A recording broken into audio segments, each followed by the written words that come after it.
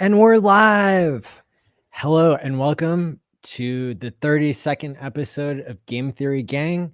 I'm your host, Maddie Allen, and tonight we're just gonna keep it real.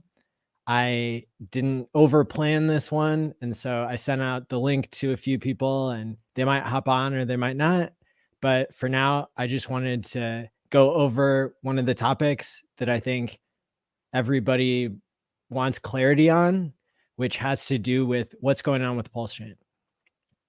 And, you know, I've kept very close eye on what the technical side of things was looking like because I'm creating basically a blockchain product called Time Pays Me that allows people to time lock their PulseChain and PulseX tokens.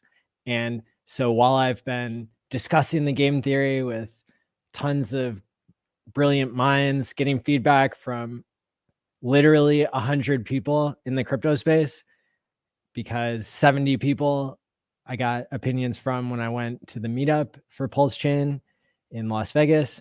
So anyway, I've been busy trying to keep up with everything, but the stream that Richard did in the past week with Ivan on Tech, I believe it was on Friday, that's something that I think the community had a bunch of reactions to, right?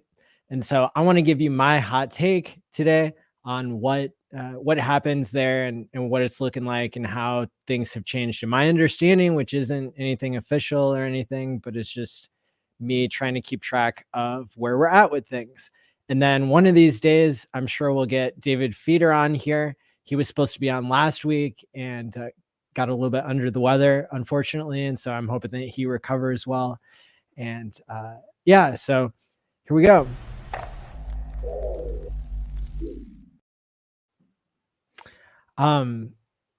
So what's going on with PulseChain? The major announcement that Richard said on the Ivan on Tech stream is that PulseChain is going to be copying Ethereum 2.0. Now, how's that different than what the plan was a few months ago or even a year ago? Well, originally PulseChain was designed to be an upgraded version of the copy of Ethereum that Binance Smart Chain was using. Because Binance Smart Chain was using a system of validators that was kind of blazing the way for what Ethereum 2.0 wanted to do and what PulseChain wanted to do. And so the cool thing about how the game theory, I think, was going to work when it comes to PulseChain being a fork of the Binance fork of Ethereum was that it would have this really cool system of pretty much allowing anybody to get yields from voting for a validator.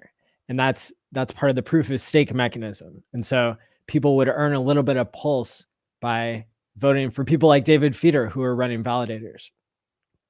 Now, with Ethereum 2.0, I believe that might have gone by the wayside. And so instead of people getting a really small amount of yield for delegating their Pulse tokens, it seems like that might not be part of the equation anymore, which in a lot of ways is a huge relief.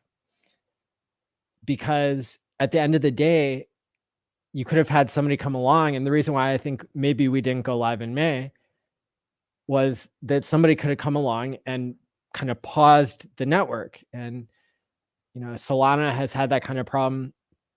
Binance Smart Chain's gone offline before. And, you know, this is something that Richard cares a lot about. It seems is like having a perfect, flawless operation. And for layer one to do that, it's extra hard. And so anyway, so it seems like we're not going to have to deal with that situation where basically somebody could come along and try to spam the network with a billion different transactions, and then they want to get paid out all at the end of the day for, let's say, creating literally a billion addresses, because Pulse tokens are divisible down to 100 millionth of a unit, and that's the same as Ethereum and Bitcoin and everything.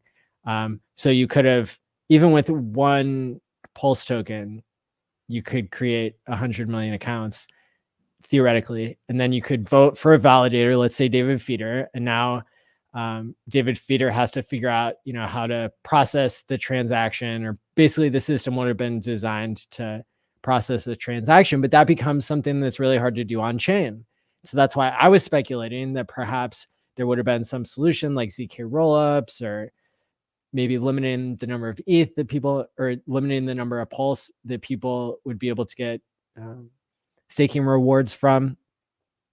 But based on my first take on what Richard announced on Ivan on Tech, it seems like that system has gone by the wayside, perhaps. And the thing that, so the way that Ethereum 2.0 works, that could be how PulseChain works, we don't know yet, or I'm not really sure, but it seems like there could be this 32 Pulse limit in order to be a validator, and then that's something you can lose if you get slashed. So basically, you're still going to have validators, and the rotation is still going to work in an optimized way.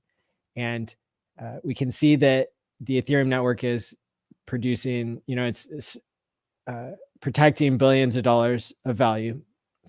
And that's really good news at the end of the day. Now, a validator getting slashed is something that would be new to this system, because the way that I understood how PulseChain, let's say 1.0 was working, is that validators couldn't get slashed. They would just lose part of their yield. And, but it could be that we're dealing with a system now where you could get slashed. And somebody could say, well, 32 Pulse, that's not going to be worth the same amount as 32 Ethereum right off the bat. So is that really enough to create a secure environment? And to me, I would intuitively have said, no, that seems like a terrible idea. But I think that there's a case to be made for the fact that at the end of the day, it's not that hard to catch double spends, and there's always going to be finality at the exchange level that creates this system of checks and balances that is really what makes crypto work today. And so when we think about how does crypto work today, it's really important for us to remember that we're not starting from scratch, that there's already this idea in people's heads that something digital can be of value in terms of a digital currency. And before Bitcoin, that didn't exist. And I'm not sure, I've heard someone else have the hot take that proof of stake might not have worked if Bitcoin started with that. You almost needed to be burning electricity and to have some kind of rate limiting factor when it comes to what the validator is putting up, right? Because miners, proof of work miners, are validators in a way that they have to kind of sacrifice or put up ahead of time a cost, which is the cost of the mining equipment and the cost of the electricity that they're running. So as Bitcoin came along and went from something where you could run it on a normal computer in the very, very first few months, and that could be profitable, then the amount of investment that you've had to do along the way to secure the network has increased and increased. Well, now Ethereum 2.0 has just proven that you can switch from that system to a different system and it'll work. And just like when Bitcoin proved that, that digital money could have value, that was a brand new idea that nobody believed at the time. And it took years and years for people to even believe it. I don't think Ethereum 2.0 is going to take years and years for people to believe it. And I don't think PulseChain will either. I think that we've made steps forward in the technology. And I think that proving that something has a digital value isn't as necessary anymore. And I think that the security model is still, all you have to do is run a bunch of supercomputers to prove that there are no double spends. Like, that's really easy to do from a computational point of view, especially with the low number of transactions that occur in cryptocurrency. And so I think no matter how many blocks you get, a ledger transaction log is not going to be more than like an HD video is. And that flat HD video like flies around on the internet these days. So we're in a different time than we were in 2008, 2009, 2010, when Bitcoin was just getting started. And so I think it makes perfect sense that there are other layers of security that have been built in now because of all the low cap coins, all the mining coins, where exchanges said, we want 5,000 transactions for confirmation instead of just 3 or 10, right? So that's a pretty interesting development. And of course, we'll have to wait until testnet version 3 to really see how it goes with what the rules are going to be for the network, what Richard is going to choose. Is he going to make it 32 pulse to be a validator? And then that's all you lose? Or is he going to make it a higher amount that's set? Or who knows, some other solution. Look, we have somebody joining us here. FutureUs, welcome. Hello. What have you done to my logo? I look horrible. Oh, I can fix that. Hello, everyone. Who have we got? Just getting sorted out here. Yeah. Comments. Yay. Welcome, everyone. What are we talking? Oh, I'm supposed to say, what am I supposed to say? I'm here. What did I miss? Yeah. Yeah, well, we're live. I should Yeah. that out. And yeah, just in case, right? And I was just giving a rundown of what I think some of the differences might be between PulseChain 1.0 and PulseChain 2.0, so to speak. Oh, okay. And what were you saying? Sorry, everyone. Saying, I'm late. He's got to repeat everything now, word for word. Go make a drink. Yeah, so basically, we're making our way through cryptocurrency to where, you started with Bitcoin and you had to prove that digital money can have value, and you had to prove that proof of work could work. And now you've gotten to a point where ETH 2.0 has proven itself to some degree. And so it makes a whole lot of sense if Richard's team of devs found bugs in the Binance fork.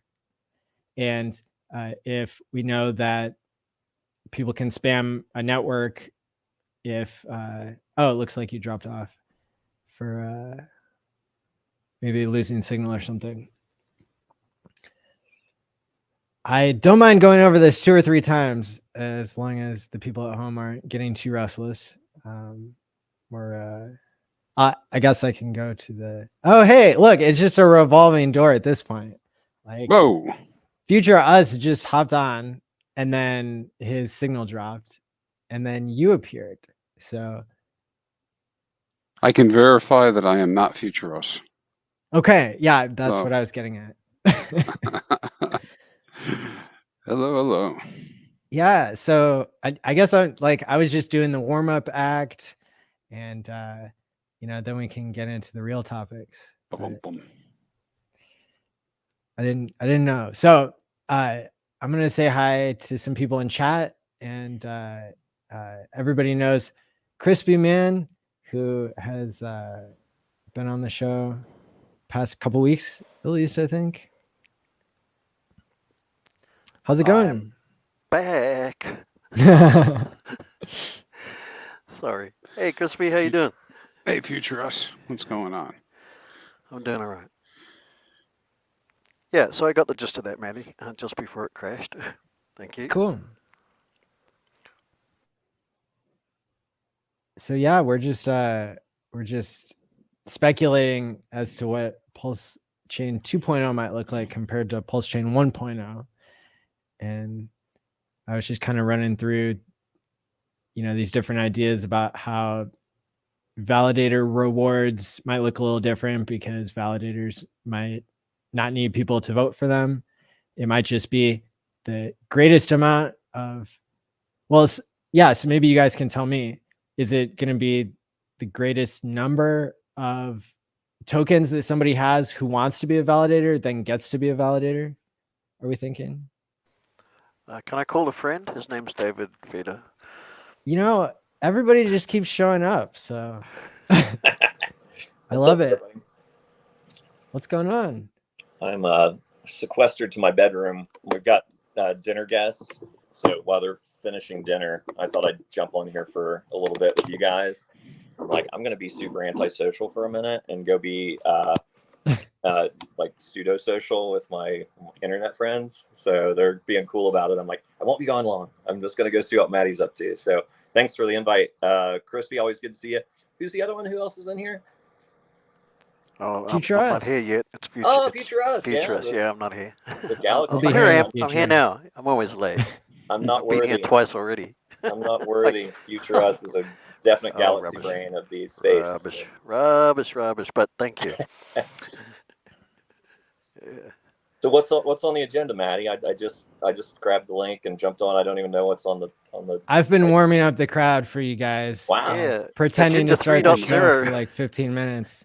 And Agenda yeah, the topic 3.0, Manny. is PulseChain 2.0. How's it different than the design for PulseChain 1.0?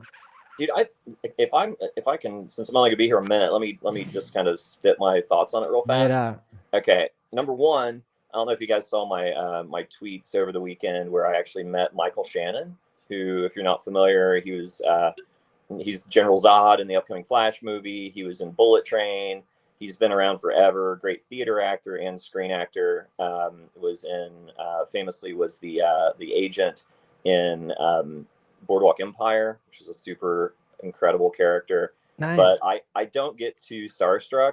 I've met some really super famous people, presidents, major people that you'd think you would get a little shook by. But for whatever reason, I felt a little fanboy when I finally just said, fuck it, I'm going to introduce myself and say, hey. And then he asked me what I did. Right. And I'm like, well, I'm actually retired. Didn't expect to be retired this early, but I did really well with some crypto. He goes, oh, crypto. He goes, is that good to get into? Well, fuck. I mean, it's silver platter, it's like, I got to say something about HEX. So I talked to him about HEX for a minute. And I actually happened to have a card that was left over from Daytona in my wallet. And I'm like, well, hey, I said, if you want to look into it, check it out. And so he seemed pretty interested, and I was happy to have met him. And, Nice. And then I left, and then I've got like chronic back problems, and we were getting ready to leave to go back home, and it's like a few hours away from where we were. And I'm like, oh, I'm going to run back in there and put a Bengay patch on my back to just make the drive more comfortable. So I'm walking back into the building, and he's walking out. And he goes, Toby, right? And I said, yeah. I said, are you following me? And he kind of chuckled a little bit. So I felt like it was comfortable enough to just chat him up a little bit. And I said, you know what, man, no one's going to believe that I actually met you.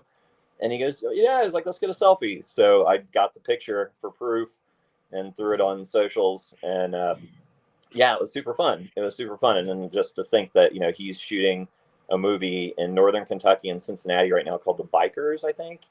Or The Bike Riders. And it's about a motorcycle gang, and like Tom Hardy's in it.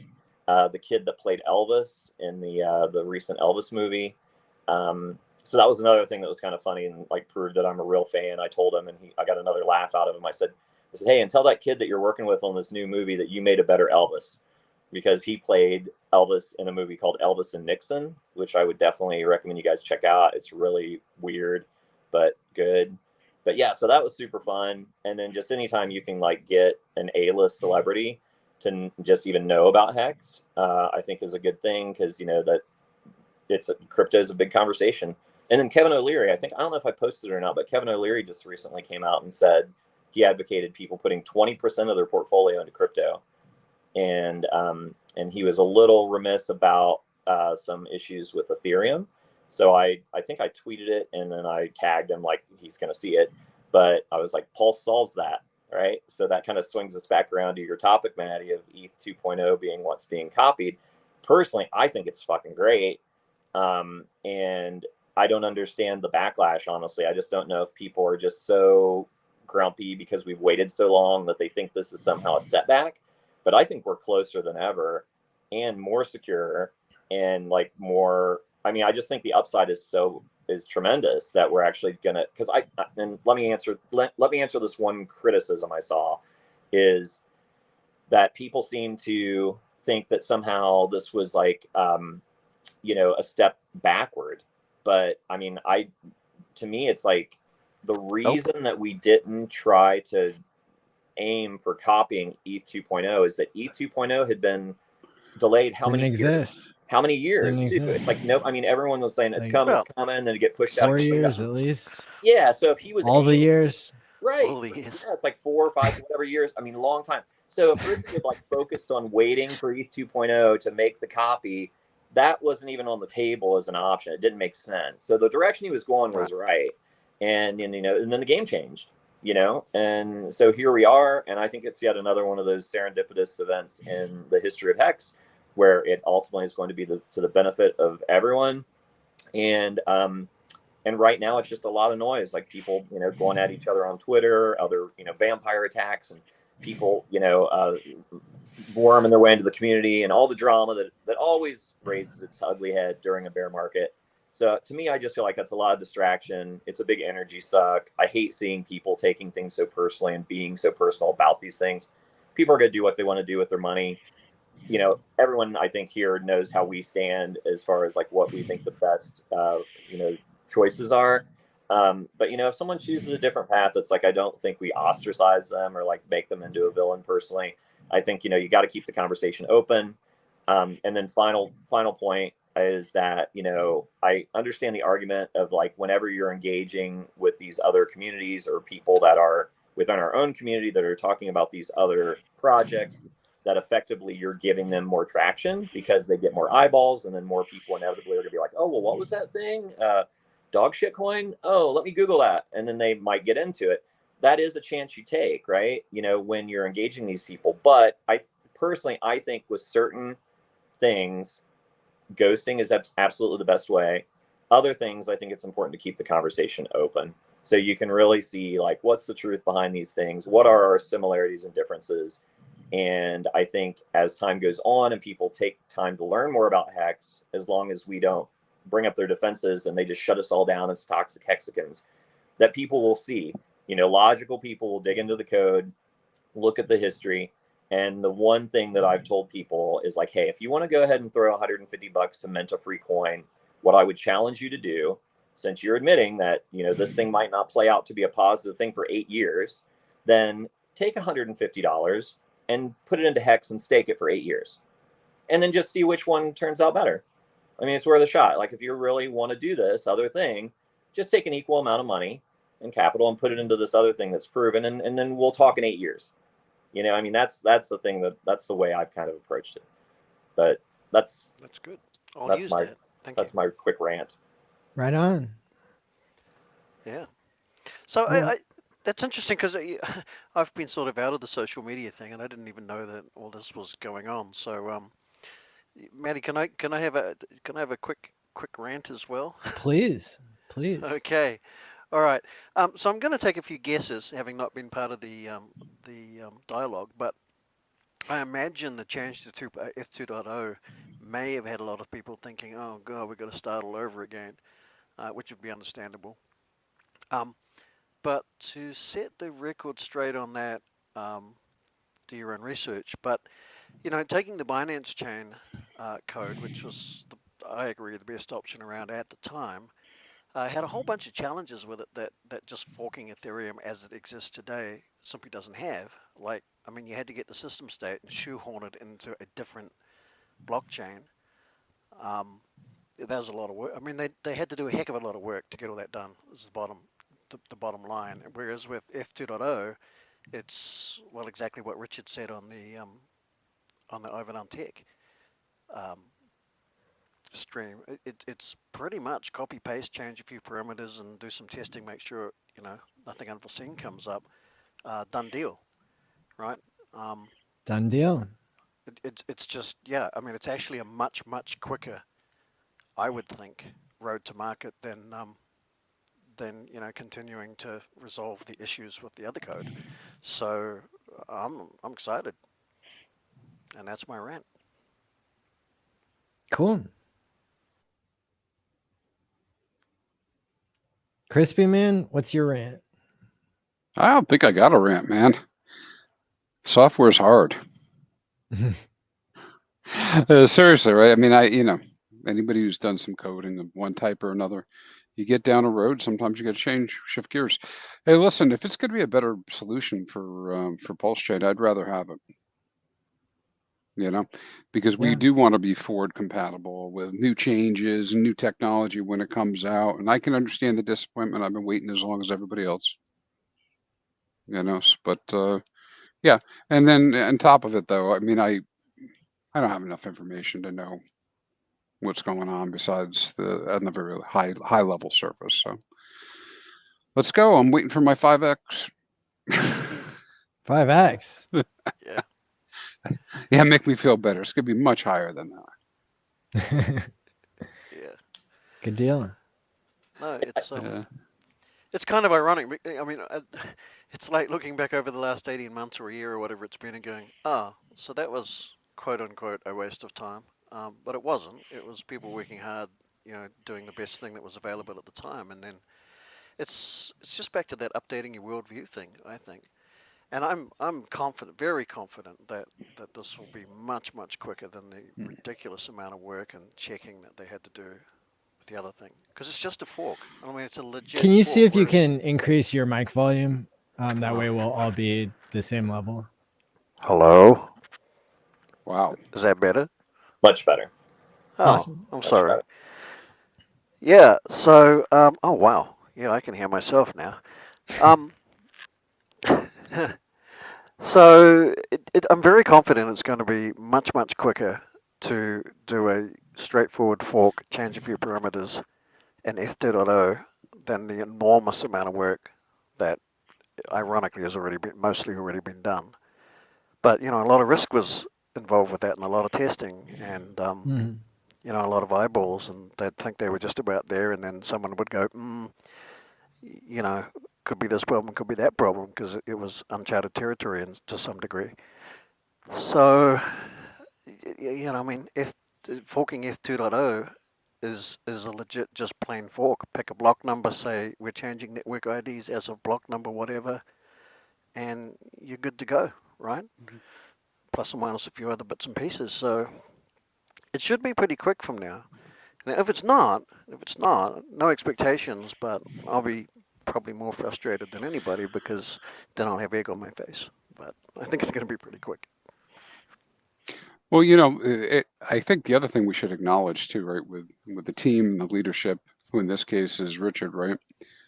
I overall being in charge of the project, it takes a little bit of I know the right word to say, but a little bit of courage, right, to like call a stop and say, listen, we're not going forward with what we were doing. We're going to shift gears, because essentially work has been done that didn't come to fruition. But again, with software development, that happens quite a bit. But that doesn't mean everything that's been done is not usable, right? I mean, there's an awful lot of it, I'm sure. Well, all of the PulseX stuff for starters. All the PulseX, the bridge. I mean, all that stuff needed to be built. And I bet you we end up with a better product in the end. Of course, we won't be able to compare it, but as the first one never get implemented, but we'll probably end up with a much better product.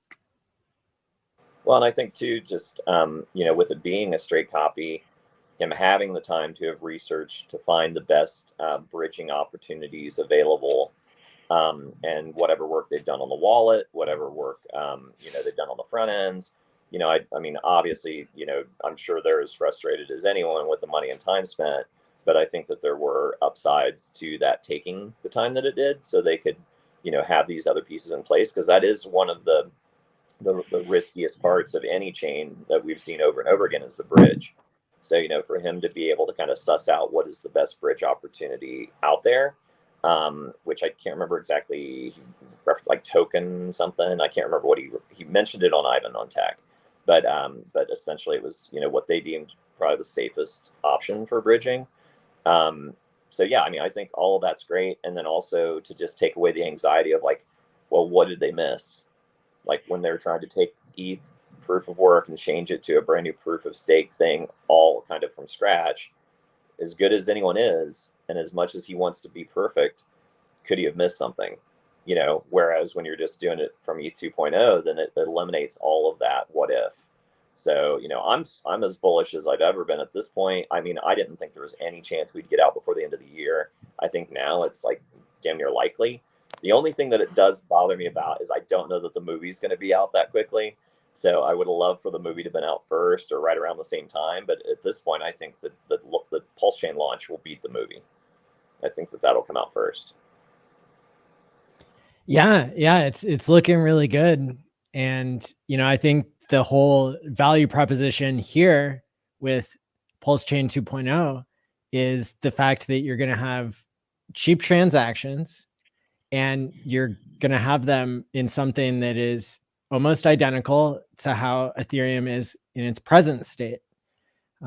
That's a big deal. You don't want people to have to make leaps or to take risks that are unknown to them. And so if people are choosing Ethereum 2.0 as the true Ethereum chain and the proof of work chain forks that split off, like those are no longer the main, what exchanges are calling Ethereum and that sort of thing, then I think it really matters. You know, that's kind of the right call. And this is something that has only happened in the past few weeks where Ethereum 2.0 finally came out. And so I'm glad that it's going to be so similar to what everybody's already recognizing, because at the end of the day, social consensus matters a lot. Yeah, and you know, Ethereum 2.0 will be this pretty much, well, it will be the same code minus a few parameter changes. You know, with the $17 billion market cap at the moment behind it. So, you know, any bugs or issues or anything that come up there, you can be pretty confident someone's going to get onto it pretty quick, and then whatever they do, we just copy paste again. Whereas, you know, that just wasn't an option before. You know, we'd be off on our own fork and we'd be looking at integrating, first finding out whether the same bug exists in our code base or not, and if it does, how are we going to merge in the changes, and, you know, are we going to get our own audits? And there's just so many upsides now that ETH 2.0 actually exists, which we didn't think was going to happen. The upsides are just endless. The only downside is that, for me, is I'm not so sure this 32F, the runner validator, blah blah, is and the way they do the slashing and all that. I'm not convinced, but I mean, it'll be fine, right? I mean, it's fine for them. Why wouldn't it be fine for us? And it just takes so many of the problems away. Say more about what you mean by that. I've said everything I know about that. It's Oh, not okay. much. Well, I remember reading the. I got sort of halfway through skimming the EIP, well, the multiple EIPs and discussion about how all this ETH 2.0 was going to work about 5 years ago, and then they scrapped it and started again like 2 or 3 times, and yeah, I'm just over it. But yeah, I mean, there's been a bit of noise about it, but I mean, at the end of the day, yeah, that was all pre-launch. Now it's launched, so it is what it is, right? And we know what it is now. There's no more arguing to be had, really. It's launched, so you know, it should be fine. I mean, if it's not fine, then yeah, someone's got to fix it, and maybe it'll be us, but I think it'll be fine.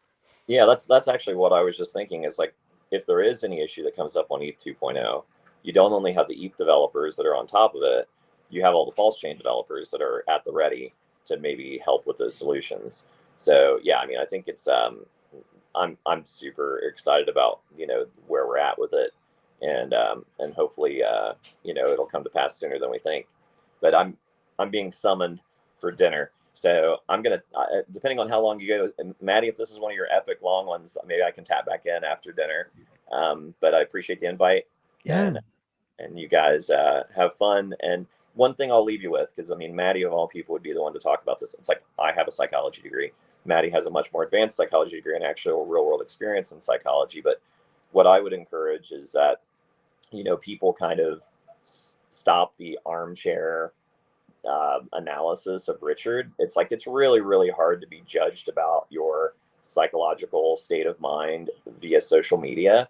And none of us here have, you know, his phone number to talk to him one-on-one about what's going on with him. It's easy to speculate about, you know, whether he's depressed or, you know, whether he's, you know, chasing girls and like maybe, you know, drinking or like all these other things that I've seen pop up. And it's like, the guy's been under a tremendous amount of pressure. He's got to be more stressed and more depressed about this than anybody. And, don't judge the man too harshly. It's like he's under the microscope and, doing the best he can. And, I don't think he's let anybody down so far. And I think, the true Richard that we all, admire and came to want to follow is still in there. And, I think if anything, us as a community can try to help him with that, like with supporting him and I don't know. I feel some of the things I've seen with other people being maybe true, but it's like, I just don't want to speculate on someone's psychological well-being via socials because you're guessing. Plus, how much of it's an act? It's like I saw Trayvon talking about it today or yesterday. Is he acting? When he's talking about all his energy being, focused toward chasing girls, is it part of the outrage marketing? Is he kind of self-medicating a little bit with these things because he's depressed? I don't know. I feel like that's a broader conversation, but I don't know where that needs to be had, if at all. I don't know. It's a can of worms. I hate to leave you with that, but it's like, it's a can of worms. And like, maybe Maddie could speak to that, or, maybe lend some advice to the community to be more empathetic toward what Richard might be going to, and maybe not take everything he says so seriously, and maybe reach out to him. It's like, support the fucking guy. He's a human being at the end of the day, and he's taken on a lot. So that's just my thought. I don't think he's depressed anyway. He just quit caffeine recently. He'll be back. Don't worry. Give him 3 days. Could be that. Well, thanks to Tobiwan. I will. That was cool. Yeah. I'll weigh in on that. And cool. Thanks, guys. Hope you have a good dinner. Yeah, I'll try to hop back in later. Appreciate it. Take care, guys. Yeah, save some for me, all right? I'll bring a doggy bag, a doge bag. It smells great. See you, Toby. See you guys. Okay. Bye. Ooh. Yeah. Somebody just got themselves a block in the chat for calling Richard always a con man. Look, I'll tell you one thing about Richard is I think he's going to be just fine without a bunch of armchair psychologists who don't have any degrees like weighing in on social media. I also think that, I see somebody like Richard's a genius. That's for sure. I think being a leader is tough, and he does a great job of it. I also think that if there weren't people who were pissed off and angry that PulseChain hasn't launched yet, PulseChain would look more like a security than it does. I still don't think it would look like a security if the community wasn't upset about it. But, if I'm looking for the silver lining here, it's that, people are always going to throw a fit when they have to be patient. And even if that's the best thing for us. And so I don't think that people are going to change overnight because somebody does one post, but hey, we can all recognize the fact that it's out of our control because we sacrificed because we believe in freedom of speech and freedom of movement. And if we get coins out of it, what a nice surprise that would be, right? Yeah, I think Maddie, if I was involved in the rhetoric and everything going on, I would probably be ranting 24/7 about the meaning of sacrifice and no expectations, all the rest of it, and just go, what the hell is wrong with these people? Do they not understand basic English?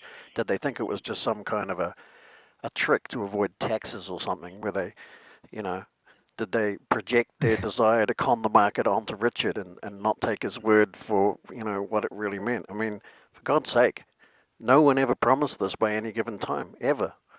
Yes.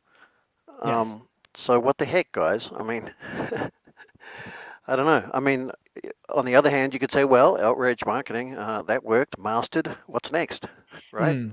Yeah. I don't know. But it's exciting. We must be getting somewhere close to the bottom of the bear market, which is not to say that we're there, or not to say that we might trade sideways for another 2 years and really shake out the less time in hands is what happens sometimes. But it's a great time. We've been waiting around, just sort of treading water for over a year now, just in general across the whole market space. And it kind of feels to me like we might be halfway through the boring, horrible part. So we should be celebrating, not really bickering, I think. Although I'm up for a good rant any old time. Me too. Yeah, right. Yeah, it's kind of interesting. I'm making all these comments and I haven't been part of any of it, so I'm out of context by definition probably, but those are my thoughts anyway. Yeah. Probably not so bad to be out of it. You know, long term, unless you're part of one of the teams doing the dev, you don't have any control over this. Now, part of it, that's part of the issue, right? Because people want to feel like they have a little bit of control. But really we don't, right? We just have to wait and see. But it's good practice, man. This is how any downturn is, any delayed gratification. You got to wait. Yeah, for sure. I was actually off trying to get my pilot's license for microlight. I guess it would be like the American experimental class. And I did my Nice. first solo the other day, so you know, that was Congrats. up and to the right, depending on which way you were looking. So yeah, that was fun. It's a good way to fly. Yep. Got to stick the graph in line mode though. The candle mode in the airplane's a bit bumpy. So yeah, I mean, I think on one hand, it makes sense for a V3 to come along, testnet V3. I mean, I think for people to just see that it's working, I don't know. I guess other people would say that the Ethereum 2.0 chain itself is kind of like a testnet that is proving things. But what's your take on that, FutureUs? Do you think that it's not? Can people just test the same things that they'll be able to test on the PulseChain V3 testnet? Can they test that on the PulseChain or the Ethereum 2.0 chain?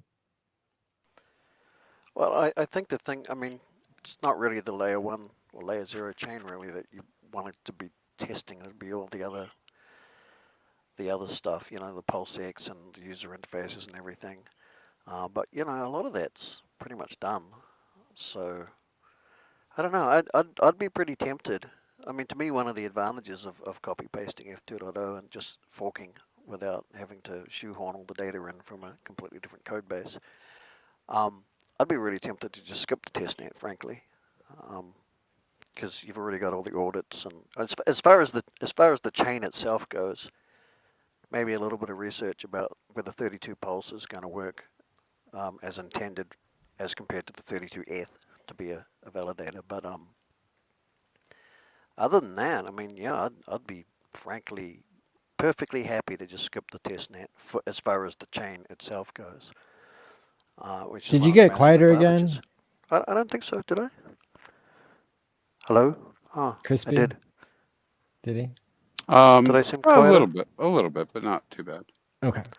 Yeah, I'm I using can this hear it. aviation microphone, unfortunately. You've got to have it like right on your lips. Or... Oh, Hmm. are you flying fade right off. now? Yeah, I'm in the plane. Yeah. Yeah, Google's directing me to Maddie's place. I've got to Nice. get to California and then turn right, I think. Yeah, you know, I let you borrow the DeLorean that has the wings on it, so better get it back in one piece. Yep, no, it's good so far. Going well. Well, do we have any other comments about PulseChain? PulseChain 2.0 is a pretty good name, although The king, we'll king just is call it dead. PulseChain Long in live the the king. Exactly. Yeah. Yeah. So I mean, it's just so exciting to know that PulseChain could be right around the corner, and you know, is it? So I mean, Richard said probably it would have a V3 testnet. Maybe it will, maybe it won't. It'll be interesting to see how that goes. But you know, I think at this point, anything would be super exciting to see moving forward. We got, you know, what are the big holidays coming up that sometimes airdrops, sometimes they occur on holidays. I don't know that Richard would wait for a holiday. He might just pick an ordinary day, but you know, you got Halloween coming up. That's the anniversary of the Bitcoin white paper on October 31st. You got, what else do you have coming up? You have December 2nd is Hex's birthday. I'm not sure why you'd want to have two different, two different projects born on the same day. Maybe you would. But I guess we'll have to see. Shout out to Abit in the chat. Abit. All right. Yeah. I need to meet you guys one of these days. Yeah. If we can get this DeLorean landed, we might have to sort something out, a bit of a face-to-face. That's right. So to go back to your question, I don't have anything more to say about PulseChain. I'm just excited because I just see a bunch of friction just disappeared, and it's the best news ever in my mind. Do we still get faster transactions? Pass. I'm not writing the thing, but yeah, there's no reason why not. Yeah, I think Ruth. Did you see what Ruth had posted about that on Twitter? I saw something, but I didn't quite understand it all. Yeah, I can't tell you that I understood it all either, but it was mentioned that there could be some tweaking done that would possibly improve performance and give better throughput. Yeah, the block time debates are, among the academics rages on because there are definite inherent risks and more frequent chain forks and all kinds of things potentially when you reduce the block time. But I mean, the math's already been done, right? And BSC's been doing it for forever on their delegated proof of stake system, and it seems to work fine with the traffic levels that they experience anyway. So I don't see any reason why it couldn't be 3 seconds. It should work. So we got faster, we got cheaper, right? That's pretty much locked in the cheaper part, I think, because of how much diluted ETH holders will be and what the estimated cost will be for the network.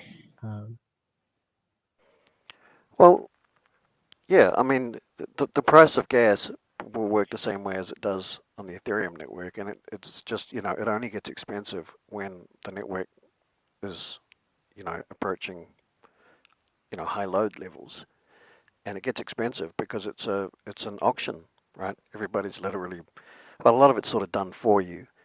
Like in MetaMask, you can, if you go into the advanced settings, and you can mess about with what your gas price and your priority fee and all that kind of stuff is. But what it's actually doing is going out to the marketplace and seeing what everybody else is bidding. And because you can pump up the gas that you're prepared to pay in order to get your transaction through when things are really busy, right? Yeah. And people with a lot of money and whales and that probably do that all the time, and that pushes the price up. But if the network's not busy and you're not getting any trouble getting your transactions through anyway, then no one's going to be bidding the price up. So the gas levels will stay very low. And then you've got the fact that in dollar terms, Pulse is going to be so ridiculously cheap that even if the gas gets up to 40 Gwei or something or other again, it's still going to be pennies on the penny. So initially anyway, for the first, I don't know, couple of years. So yeah, I mean, all of that stays. None of that changed. Yeah. Well, I mean, unless PulseChain gets more popular than the Ethereum thing and overtakes it in market cap and everything else, and then we'll have to go back to Ethereum 2.0 for the cheaper fees, right? But I don't think we have to worry about that for a little while. Yeah. Yeah, certainly. Now, did I see, was it on Dev Ruth's post, or was it somewhere else that I was reading that in Ethereum 2.0, the block size is actually dynamic? I can't comment on that. Yeah, I don't remember that. But I don't know. Not sure. Okay. I mean, it's always been dynamic to a degree in that the zeros don't get stored. Because that would just be a waste of disk space. But yeah, maybe they've made some improvements over and above that. Cool. Yeah. So I mean, lots to look forward to when it comes to PulseChain 2.0. People getting a whole free copy of their coins. I mean, I saw somebody earlier made a comment, oh, we already saw this experiment play out with ETH-W and ETH-F. And I would argue that this is very much a different situation for a number of reasons. I mean, you're not dealing with a minority split that wasn't even highly anticipated by people who should have probably predicted it. Like, I wasn't too sure that the miners were going to keep mining, although in retrospect it seems pretty obvious. But I wasn't I wasn't preparing my bags for a year and a half to like take advantage of low fees on a proof of work fork. I've been waiting for PulseChain. PulseChain, is also going to have the advantage. I don't know that there's ever been a layer one that launched with 120,000 users off the bat. That's a pretty big deal, I think. Well, yeah, and let's not forget that it's not just a fork of Ethereum to get fees down. There's an entire ecosystem and expanded diverse community that's launching all together. Yes. Right? It's not just, hey, come use our new chain. It's got cheaper fees and sit back and hope. I mean, there's a lot of work gone into creating a full ecosystem. And I don't think any chain's ever launched with all of that, ever. So, there's still a lot to be excited about and to look forward to, in my opinion. Yeah. I mean, even just, the whole idea that you can theoretically airdrop people something of next to no value and then have a fixer bot come in and fix things. And there's all kinds of tax advantages theoretically that could apply in that situation where people don't have to sell off the bat. You've got the probably also provably, I would say you have more overlap between HEX and PulseChain holders than you do based on value, not just the number of users, but the actual number of whales. People who are whales and sharks in PulseChain are also whales and sharks in HEX to a large extent. And that also creates an interesting market dynamic that hasn't always existed before or hasn't necessarily played out. And I would predict would come out in a price positive manner because you've got vertical integration and you're making a horizontal play into something that has been, Ethereum has just been so bad. Crypto has been so bad compared to what it could have been. And it's exciting to see finally. I've been waiting, I've been waiting 5 years for low fees with a network that had adoption just to even take a proof of concept, like paying yourself to take steps with your Fitbit. I wanted to do that with Bitcoin 5 years ago. I learned how to program the Fitbit. I learned how to program the Bitcoin. Then I realized they couldn't work together because of high fees. And so I think that there could be a burst of innovation in ways that people aren't even thinking about when it comes to finally solving some of these problems that I think PulseChain will solve. It's kind of like a new nightclub opening, like all the stuff that we've been frequenting for the last decades, all still there in town and everything, but this is brand new venue, and it's got all the latest this, that, and everything, and that's where everyone is now, and I think it's going to be like that because of the ecosystem. It just, PulseX and Ethereum, and then the Hexagon community, of course, and all of the extra community that will, no doubt be kind of fragmented, but it's a lot of communities, plural, really, isn't it? Are going to be there, and so long as it works, and so long as it's a good user experience, that multiplied by community, as opposed to, in my opinion, Binance Chain was kind of multiplied by scams instead of multiplied by community. And it's going well enough for that little corner of the world. But this is, nothing. There's just nothing I can't think. I've tried. I honestly can't think of anything negative at all in terms of switching to ETH 2.0. There's just not Wow. one single thing. It's all upward and onwards and better and faster and quicker to market theoretically. And I mean, if Ethereum 2.0 had launched right back at sort of the beginning, like 18 months ago or whenever it was, we would have immediately seen that the fees didn't change. They were still high. And then the obvious thing to do at that point would have been to just fork ETH 2.0, right? Because it just is. I don't know. I've already said it Sure. as many ways as I know how, but I mean, that would have been the obvious thing to do. Why would you go with some other technology, And then all you're doing is just doubling the bandwidth essentially, and having a initially, less busy network, and the fees get lower, and it's 100% compatible. But we didn't want to do proof of work because it's burning the world down. So we went a different route, and now that's no longer the case.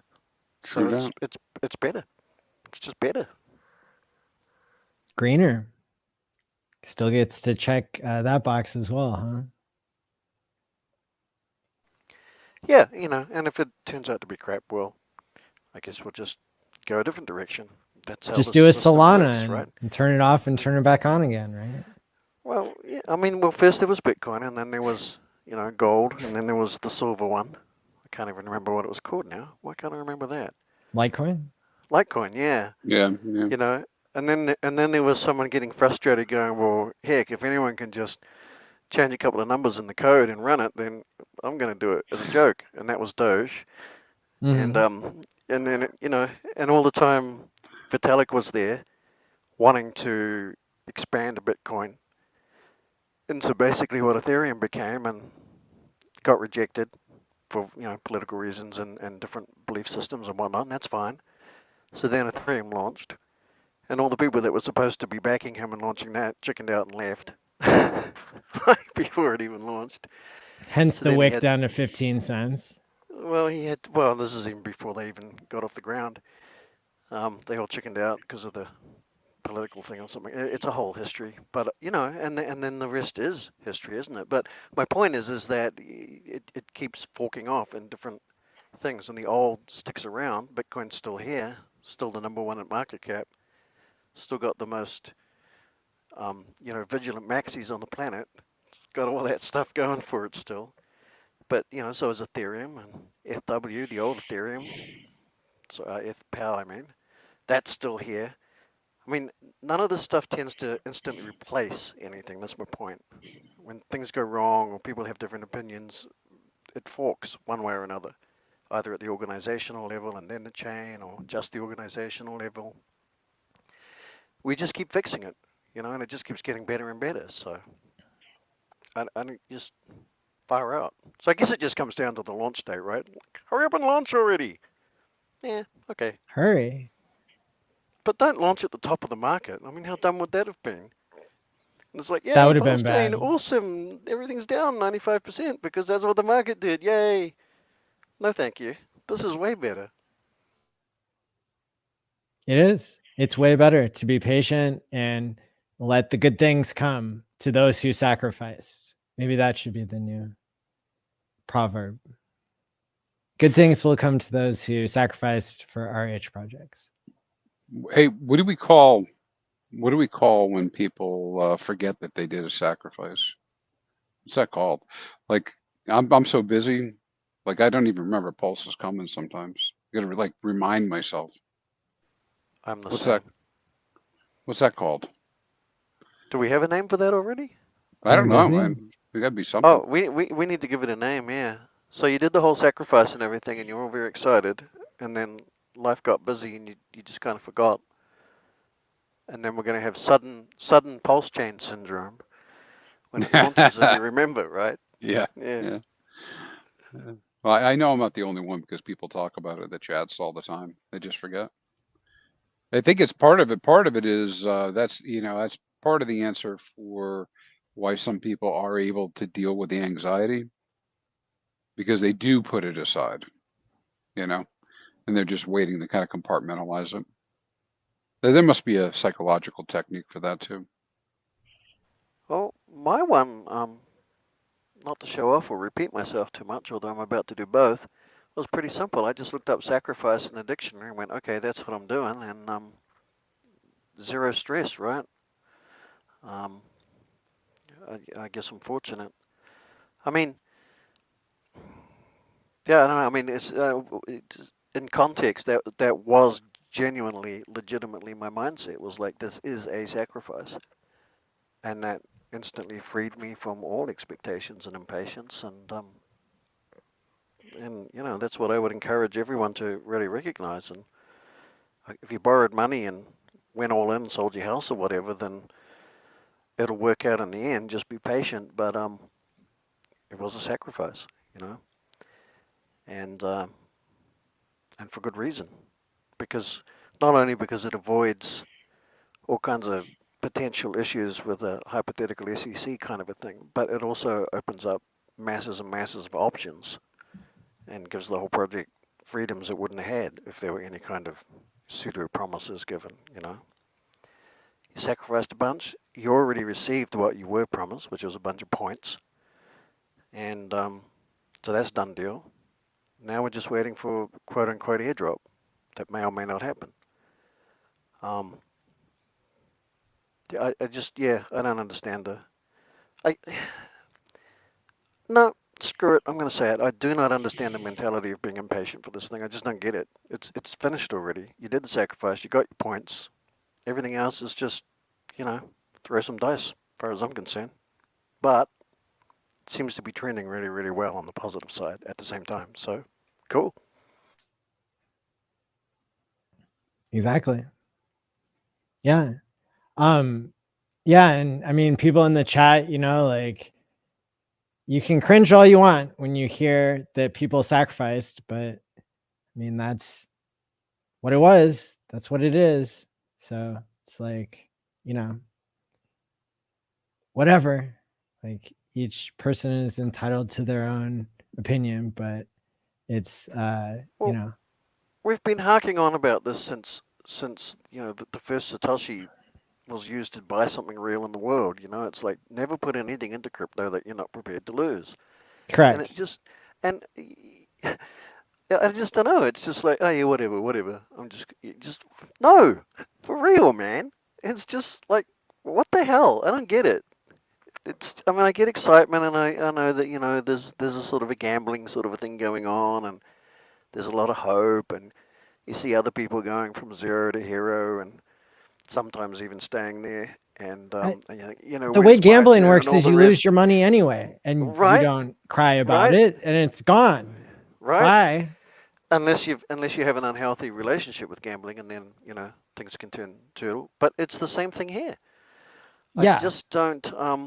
We all have hope. We all get excited when the hope, you know, amps up, and we're all, well, those of us longer in the tooth are a little bit more cautious about hype and whatnot. Well, But I mean, we're so early. We're so early in crypto still. I mean, it's just been an experiment for the last, you know, decade and a bit, yes. really. Yes. And we're still only just kind of sorting it out. There's plenty of time. You have not missed out, people. You have not missed out. Just be patient, and for goodness sake, don't sell red and buy green. That's bad. And don't buy anything unless you're prepared to lose it completely because of all the reasons, right? Nothing's changed, and we've only got things to look forward to, especially now that, you know, Yeah. bear market's probably not going to go much lower. It might do another 50% quick wick down and climb back from there quickly. I don't know, but I mean, I'd rather be here right now, living my life in the now, than, you know, 12 months ago, wondering when moon, and then, you know, having to suffer what we've just all suffered. And for those, you know, for those Yeah. listening, that if this, you know, if this is your first bear cycle, well, firstly, congratulations to still be watching a stream at, you know, 90 something percent down. Good job. Yeah, right. So congrats for that. You're still involved. You didn't just walk away. I did in my first bear market. I was like, I'm out of here. Didn't come back for a couple of years and it cost me dearly, you know. Life Yeah. gets in the way. Look, Yeah, we right. should talk about that a little bit because so I've been through other big events in my life, but this is a second bear market. And yes, I know that it's occurred, but it is nowhere near as impactful to me this time around as 2018. And so I went through all the same stuff you just mentioned, FutureUs, right? I got, I did all the normal stuff. I denied it, got angry, threw things at the computer, didn't turn on on any streams, stopped following things and whatnot. But this community, man, we just took it in stride in general and just kept rolling. That's how I feel about it. That's probably not everybody's viewpoint, but that's my viewpoint. Well, for everyone that's here watching right now, and many more besides, we are all still here, and that's another unique thing about the whole thing that's going on and PulseChain. It's another thing that's going to be there when Pulse launches, presumably, which no other project has had that ever. So yet another thing, So there's just nothing. Yeah. So it's just patience now. It's just down to patience and hope, because hey, we don't know for sure it's going to launch, right? No one promised. Balance of probabilities is definitely going to launch, and maybe even before the end of the year. But I mean, let's not kid ourselves. Let's be real about this. Who knows what happens? An I asteroid know. could drop out of the sky in an alternate universe. I know. I saw that movie. Yeah. Right?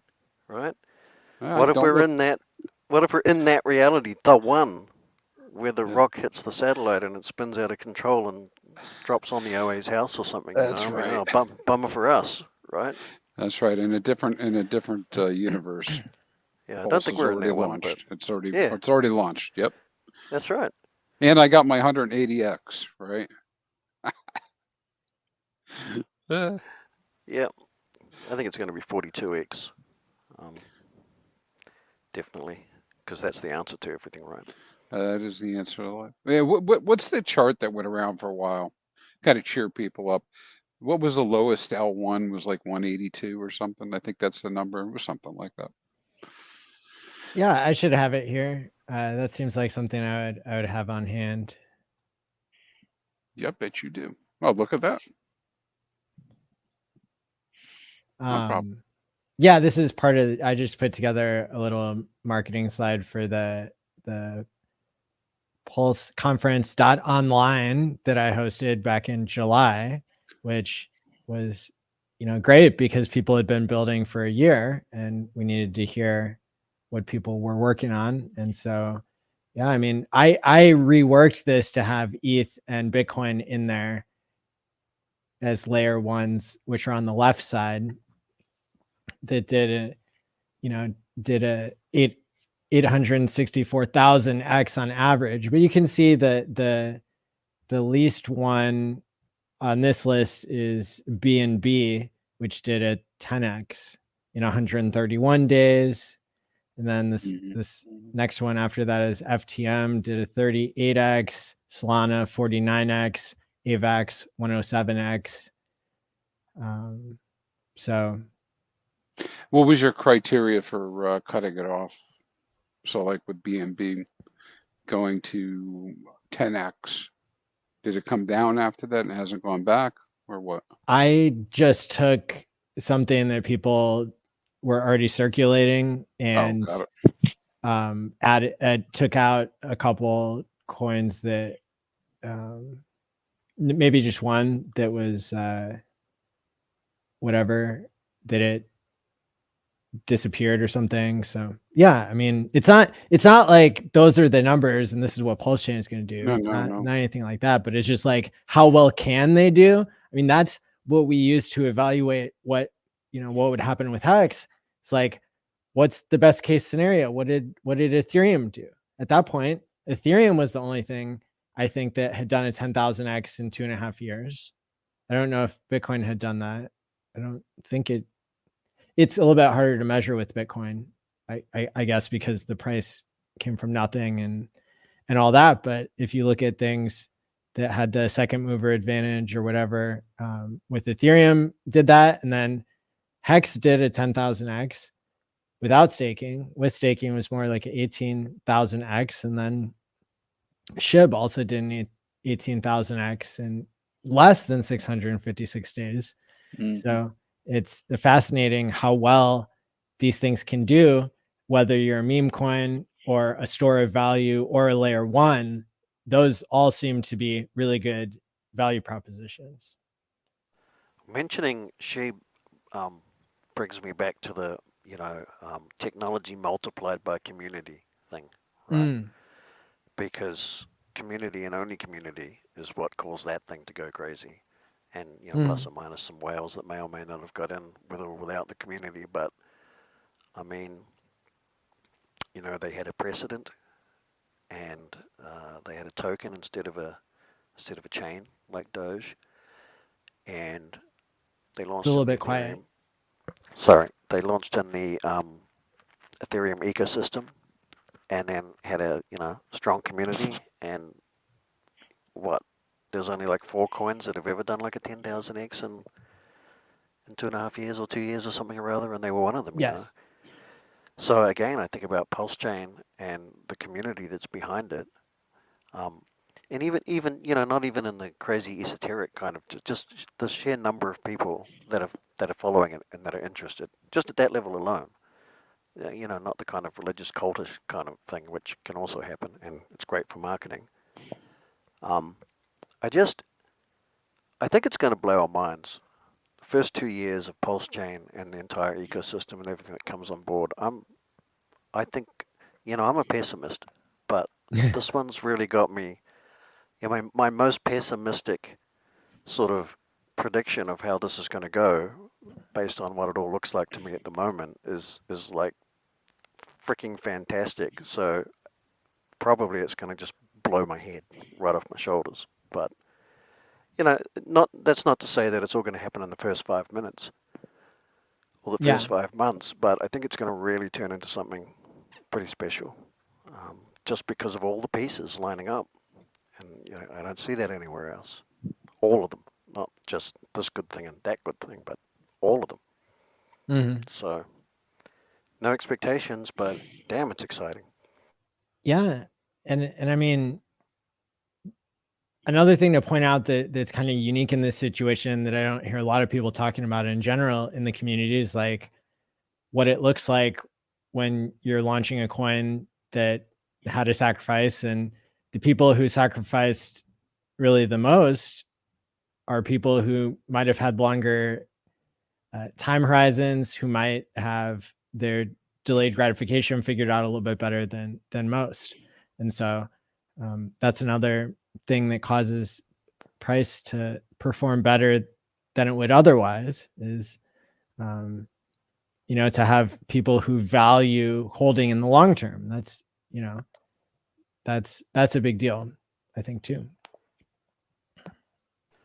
Yeah, I've learned a lot since I started in my early crypto days. I've learned a lot and am better prepared now to delay my gratification when it comes to PulseChain and PulseX than I would have been otherwise. Hex prepared me for this next, adventure with new technology in crypto. And I don't think that I'm going to get shaken out the same way that I would if we are still assuming that PulseChain and PulseX, they can do 95% dips just as well as the next one.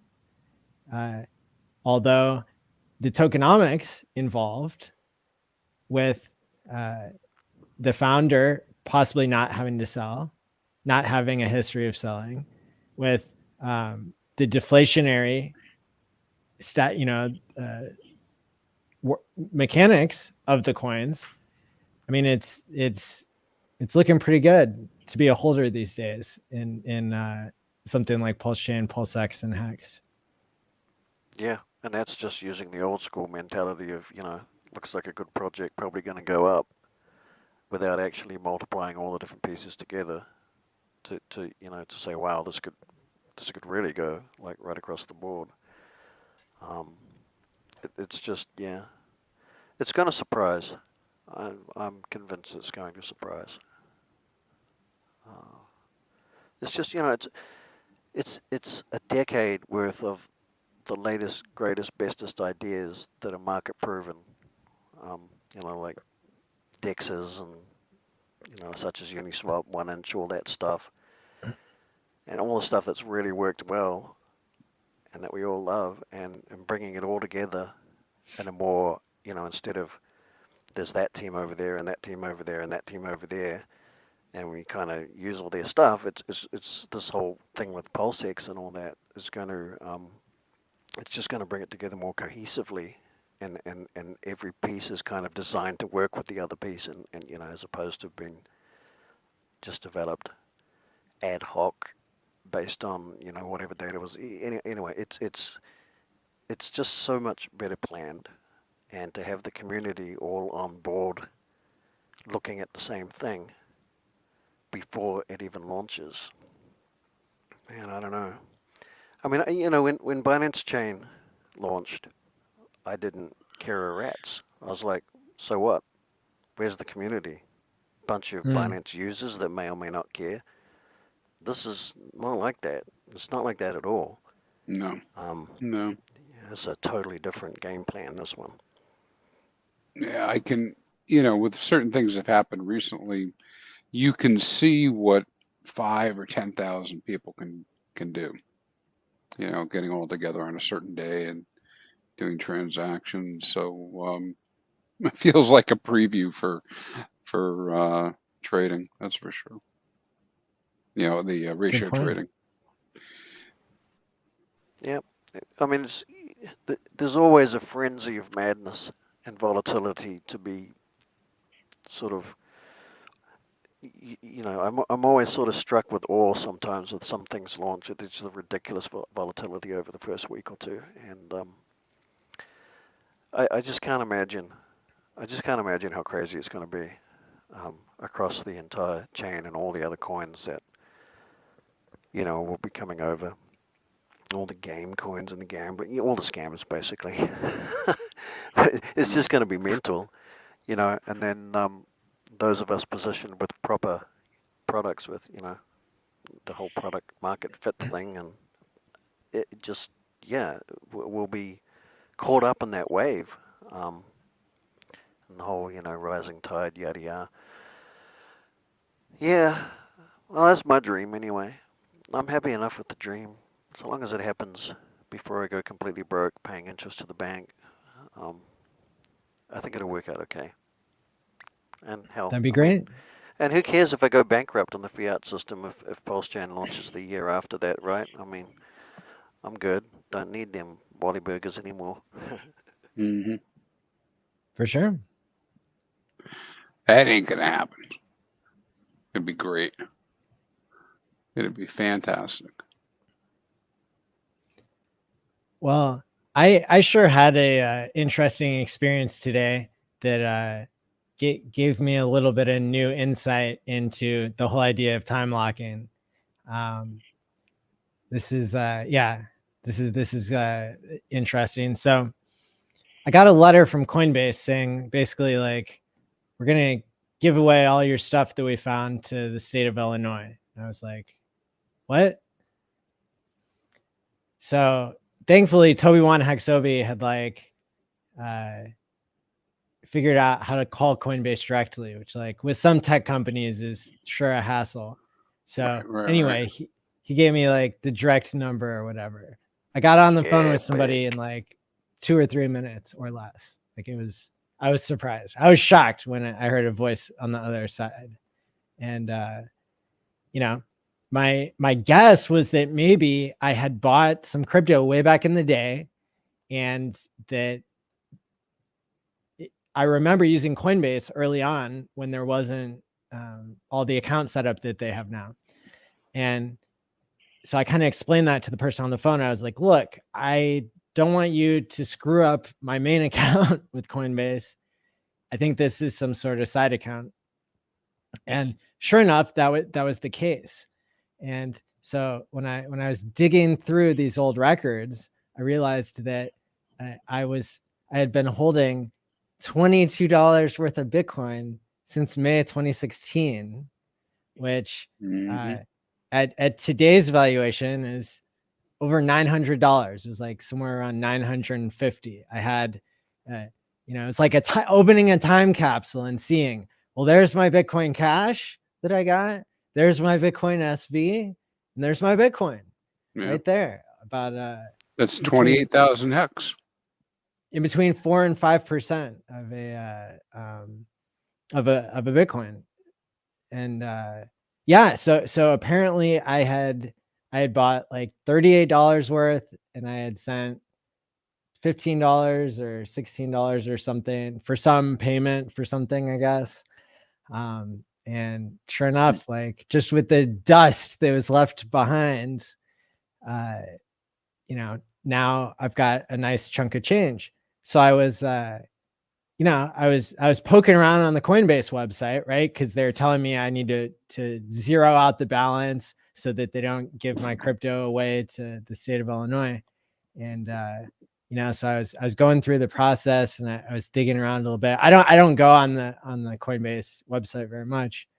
And sure enough, I see they've got a new section called Vault. And I was like, this better not be what I think it is. Sure enough, they got a whole write-up there about their vault system that is pretty much the same thing that we're making for PulseChain, which is like hilarious to me, because having a centralized entity in charge of it, like from what I could read on like the tech specs of how it works, is like not as well designed as what we're coming up with. But it was really interesting to just see the case of time locking, where I didn't know I was time locking, the forgetting about your crypto example. The people who do best in crypto are the ones that forget about their Bitcoin that they bought a super long time ago and then suddenly discover it. Or have to go digging through the landfill to find it, whichever. The battery acid would have destroyed that hard drive.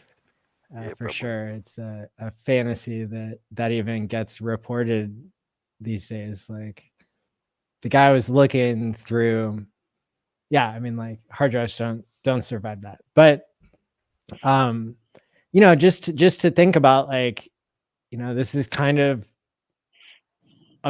that's like an ideal scenario for a no coiner. It's like you throw $22 into something, you come back 6 years later and you have 950. Boom. Like, you didn't have to base your life around the whole thing, and it worked for you to be a holder, and so Richard keeps saying, best performing asset in all recorded history. But it does have a caveat, and that is that, well, only if you don't sell, right? You got to wait. It's not special in that regard. It's so yeah. So you had an accidental time lock. Windfall.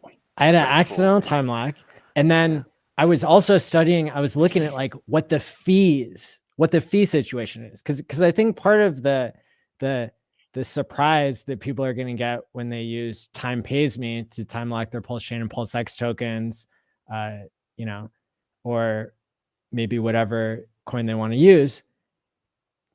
The other interesting part that I experienced today was like what the fees were that I was paying relative to my principal. I'm sure I paid like $15, $20, $25 worth of fees. Just, you got converting Bitcoin Cash to ETH or USDC, whatever you're going to do. And then you got to convert the Bitcoin. Coinbase took like $12 or $15 just to convert $950 worth of Bitcoin into Ethereum.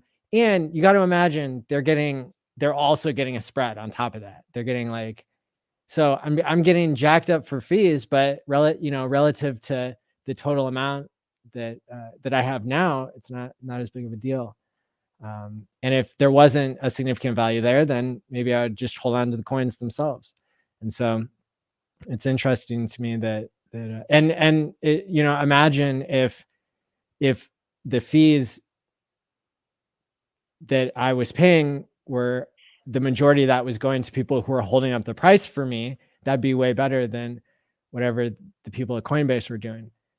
So that's kind of interesting. And then if you look at like Coinbase itself was the top signal that I think RH publicly pointed out, was like, that's what it was. Like that was the top signal, was Coinbase doing their IPO. Like, that $22 in Bitcoin that I put in May 2016 at the peak had become worth $3,400. So it's like, Nice. that's a nice 150x right there to people who can at least time lock something. So yeah, so that was kind of interesting. And then there's also this like thing that they're doing that wasn't apparent, where like they're holding on to my money for like 3 days, basically. Thanks, centralized exchange. Like, thanks for proving everything that's wrong with crypto. But yeah, Crispy, that's why I'm not like calculating how much hex it is yet, because I gotta wait 3 days before they'll give it to me. They keep changing things and changing the rules, and God forbid you don't get one of their emails. I mean, Yeah, they were gonna give my crypto away in like right? 4 days from now. They were gonna give it away. Yeah, just crazy. And so having a DeFi solution to the problem of, selling too early, the problem of somebody else holding your coins, and all that is, I think it's really going to pay off in the end. And it's clear, like, I was studying what Coinbase was doing whenever they started giving rewards and paying APY for people who are time locking when it comes to Ethereum. But that was a really poorly designed thing. I was questioning at the time. I don't know.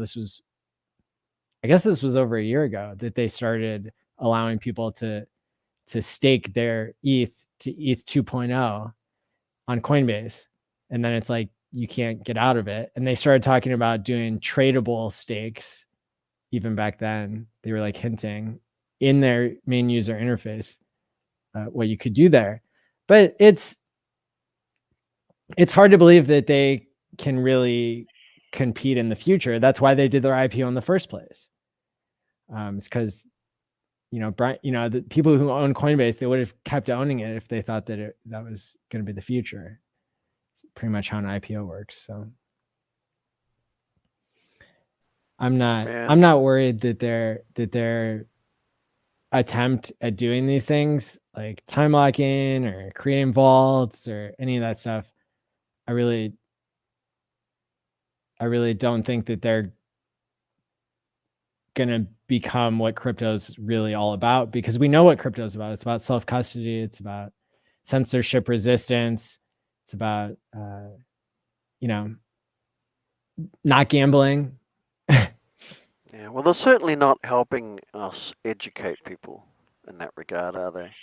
So I guess what does that make them? Fake news or disinformation or something? Because I mean, quite literally, all of those centralized places are. I mean, with the one exception being on ramping and off ramping from fiat to crypto and backwards. Mm-hmm. All of the rest of it, every single thing they do, is not what crypto was invented to get rid of, right? And not just Coinbase, but all of them, every exchange. Yep. That, everything they do that isn't just the on ramp off ramp thing. And like obviously exchanging on and off and between other tokens and things, but yeah, it's it doesn't help. So yeah, it's a curiosity to me, and I wonder when or if the grassroots movement of this whole, hold your own keys, be your own bank, be your own sovereign, whatever, which is what crypto is supposed to be, and it's what it is to me. But will that end up being the mainstream thing one day? It's kind of weird because it is that. It's factually that if you use it right. It just is. And yet the sort of mainstream public media thing tells a different story. It's like, it's weird to me. It's just, some of it, it seems clear as just, the old paradigms making sense and just overlaying the old paradigms on top of crypto in the same way that, the internet, you used to explain the internet to people and they go, so it's like electronic mail?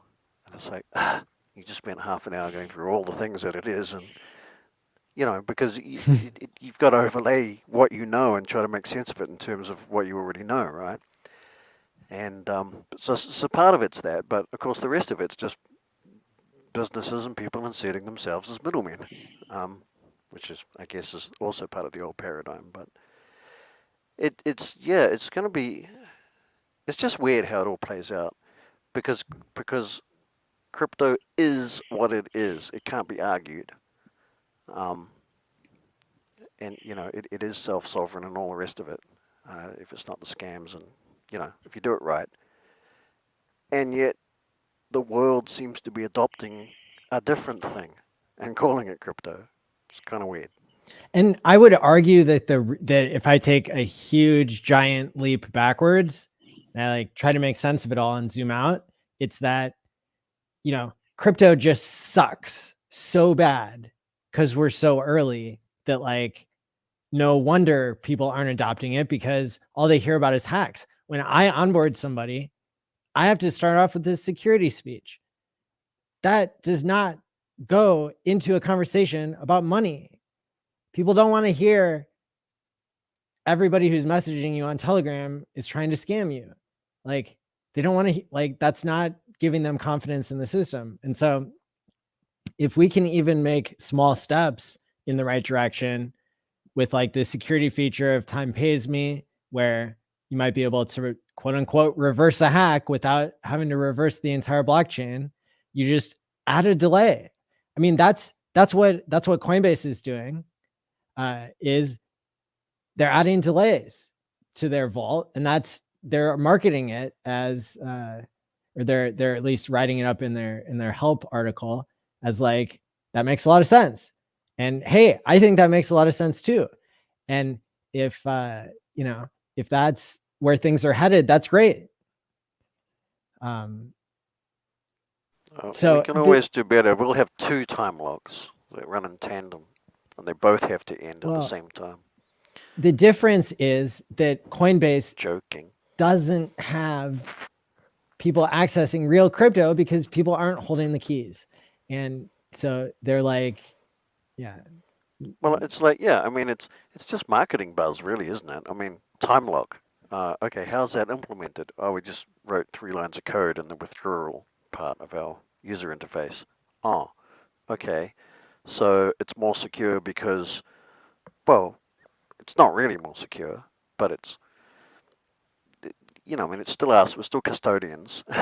So, well, yeah. I mean, if they get hacked, then your money's still gone, right? I mean, it's not a physical freaking timepiece in a physical vault bore, so nothing's really changed, as far as I'm concerned with that, because it's not, it's not a new technology, a decentralized version of that,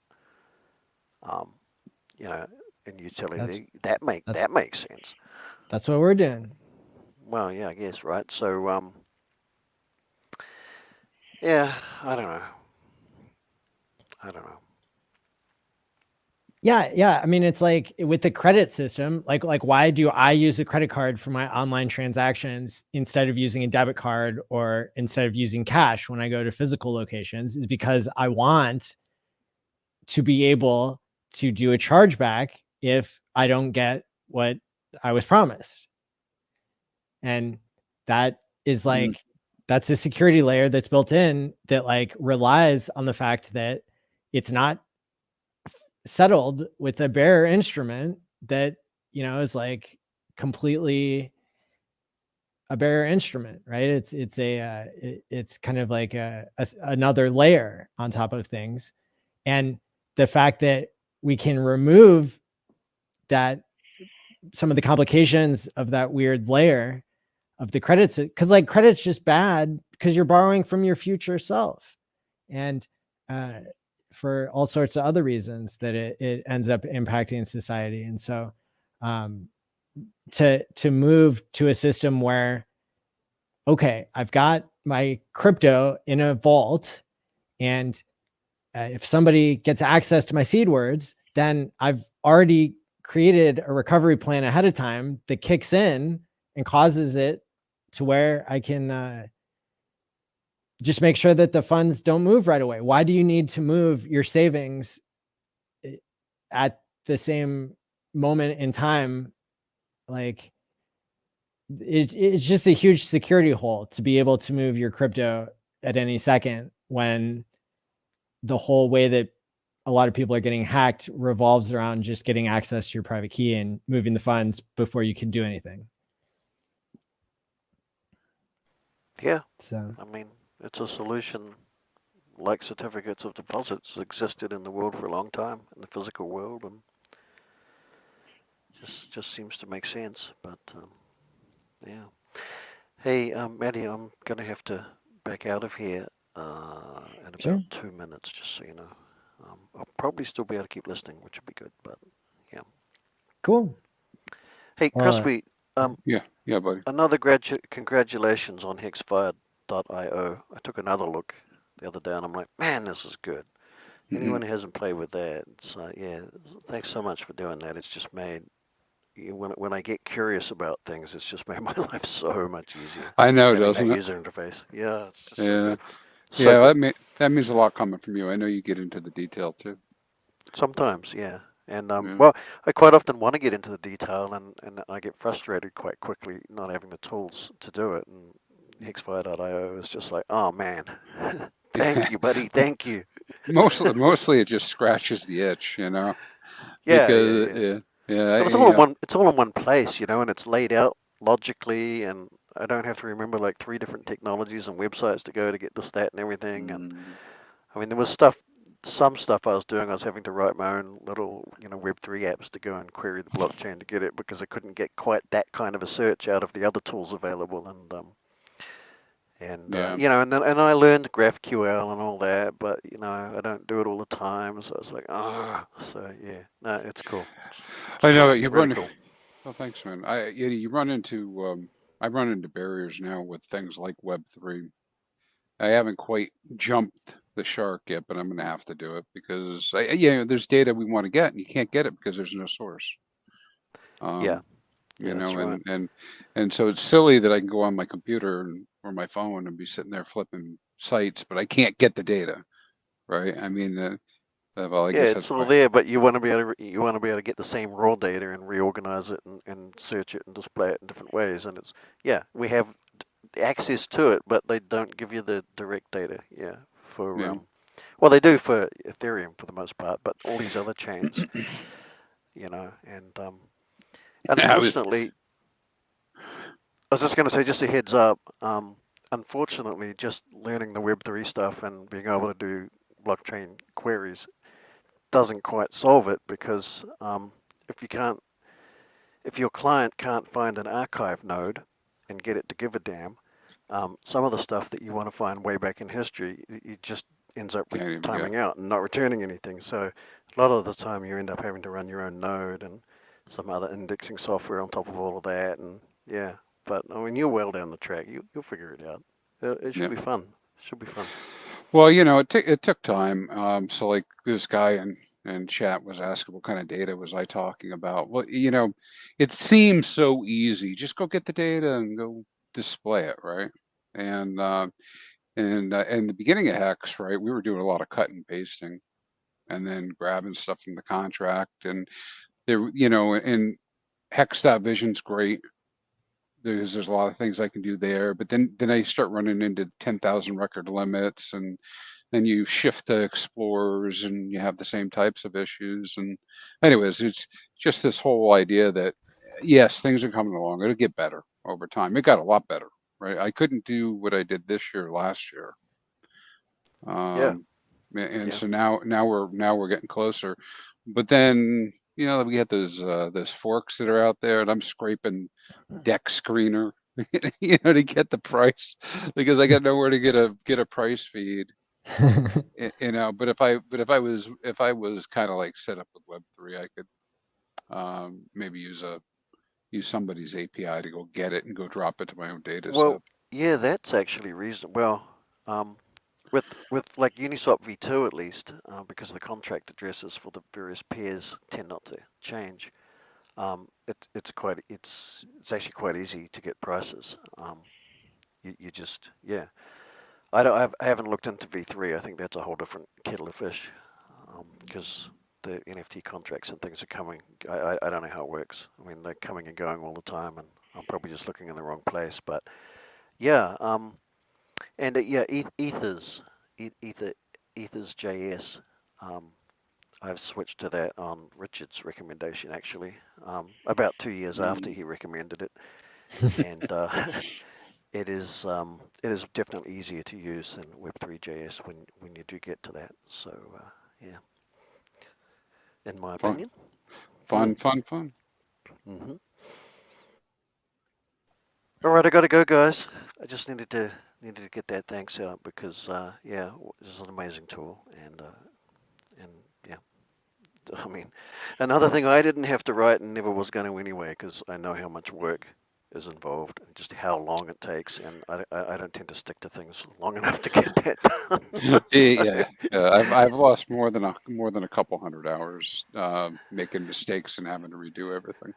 That's why Yeah. we talk about the software development. I'm like, I've done a couple things. Yeah. You get all the All way right. done. So, all right, see you, buddy. Yeah. Thanks, Thanks Maddie. for coming on. Thanks for having me Yeah, on. thank you. Sorry I hadn't sort of done the research. I'm running too much on faith these days. But, I'm full of hope. Okay. Sounds see you guys. good. Okay. Peace. Bye-bye. See you later. See you, Crispy. We got Hex Live in the chat here. Yes. Shout out to you. Another person who works with, has to be working with blockchain data if he's the one that programmed one of those Twitter bots to report on buy and burn, how the buy and burn works on testnet. That's cool. Shout out to him. Yeah, he's exactly right. I mean, you most of us have a very unique need that has to do with our own wallet, you know, and so it's you have done a couple shows on it, but you go dig into your own wallet through the Explorer, and you get to most of it. It's it's trying to aggregate data. You know, it's tough, and it's not. It's a barrier to entry in a way. How the system's designed, but that's not really the whole story. You can't just blame the developers of the blockchains. Oh, you guys just made it hard on purpose. It's because they tried to make it as efficient as possible, right? And so, but then all the second tier types of things all become services, you know. So for all the stuff that we would say, hey, it's just easy to go get this stuff. You either got to go build an app and or some sort of coding, you know, maybe JavaScript or something, and store it in a local database for your own consumption. But then you've got it, right? And then nobody else has got it. Or you got to do some sort of service hosting. And as we come to find out, I mean, you know, even something simple can cost you, you know, hundreds, if not tens of thousands of dollars a month to serve up to people. Wow. So that's why you end up seeing some of these, you know, the solutions are there. And then the other thing, Maddie, with the stuff that I'm doing, I appreciate all the good comments people bring back.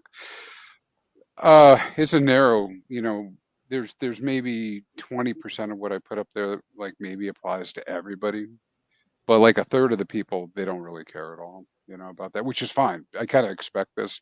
If you break the population into thirds, you got people that they're like, don't even show me the website. Another third, they're like, this is too complicated. I'll come back if I need it. But then you get this other like target audience of people. They're like, you know, I really always wondered, you know, exactly what the price of HEX was on day, you know, 392, and how that corresponded to the share rate that day, and how many emergency end stakes. You know, like, who needs all that data? You know, but I think that what's good about it is a blockchain. It is transparent, and with all the tools we have, whether it's the DEX, it's HEX, you know, HEX Vision, backup HEX. Anybody tells you that funny shit is going, or excuse me, funny crap is going on and nobody knows about it, yeah, it ain't happening. It's there. It's all there. I mean, you Yeah. can see it. Now, you may not like what people do, but that's how we know, you know, what whales are doing, what sharks are doing, what people are dumping, you know, that type of stuff. So anyway, very good transparency. Yeah. Yeah. And that is another part of what crypto is meant to be, is a transparent system, a decentralized system. So when, you know, you're able to give people insights deep into the data of the blockchain that they wouldn't be able to get otherwise, that is something, you know, Richard didn't direct you to do this. You did it because you care. And that's a really cool thing to see, for sure. You're Because I wanted to know. You're helping to make crypto real. Yeah. We all are part of that. I wanted to know, man. I don't want to be surprised anymore with those big T-share rate changes. That's all. Yeah. Try to get ahead of that. But yeah. I mean, it's comes from personal use. Absolutely. And plus, I got tired of cutting and pasting in Excel. It was okay at first, but after 3 years of that, I'm like, maybe there's a better way to go look at my stakes. Yeah. Well, you're doing great work. So yeah, thank you from me as well, and everybody else in the community. I mean, I hear hexologists bringing up hexfire.io and many others that you know, just really appreciate it. You got it, man. It's fun. I haven't worked 15 hours a day for a couple of years, you know, on stuff. But this stuff, because that's kind of my temperament, right? So what I'll describe to you in the type of work that I do, it's not for everybody. It's not because I'm better or anything like that. It's just that I'm one of those people who really likes that kind of work, you know. So I'll stay up all night and do an all-nighter working, you know, because Cool. that's Yeah. the type of work that I like to do, and so that's fun. That's fun for me, you know. But it is a little challenging when you find out you made a mistake.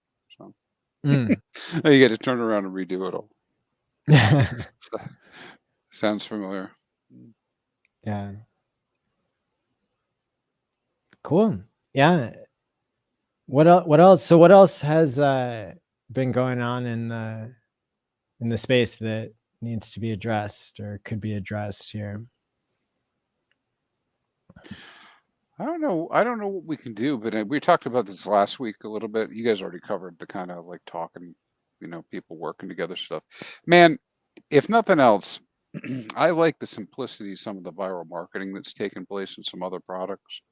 And I would really like to figure out a way for how I could somehow help with that viral marketing on HEX. Now, maybe I already have the answer. Maybe I already did it, you know, because somebody was saying this on Wake Up HEX this morning. You know, essentially within HEX, we already have all these pieces together. You know, we know that people have to onboard through a fiat ramp. We got that. We know that they very much should have a hardware wallet. We know that they need to get set up with MetaMask and learn how to use that. Need to know a little bit more about how to manage that so they can interact with the HEX contract, right? You know, through hex.com or otherwise. And all of that applies to PulseChain as well at some point, a couple extra features, right? Because we'll have to learn how to use, and people have to know how to do the bridge. and then they'll have to use those front ends. So we have all the pieces, that would do that. But so you hear this as a criticism. I'm kind of looking at kind of turn around. If you look at some other things that have happened where maybe tens of thousands of people have come in from other communities, maybe they weren't no coiners and they got involved. What else can we do to help with that? I guess is my question. I mean, people are doing a bunch of stuff, so maybe there's nothing else. I don't know. I mean, we got airdrops coming out of our ears, new projects falling all over the place. We got 3 million scammers a day. At least it feels that way, Yeah. I get it. I mean, to me, the biggest marketing engine for HEX is the price, because the price is reported across a lot of different places that people can end up looking when they're ready. So that's kind of, doing native stakes of HEX. That's what I see as the best medicine for vampire attacks. A wooden stake is how you kill a vampire in a horror movie. A native HEX stake is how you kill a vampire on the blockchain.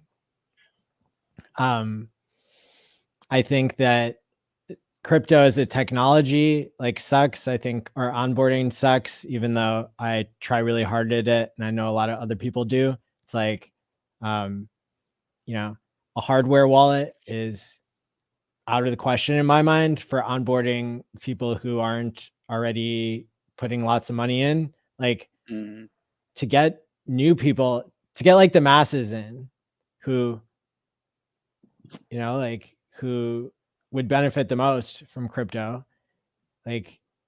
It's, the hardware that you need is your phone or your computer. But for most people, they just have a phone. They don't even have computers anymore.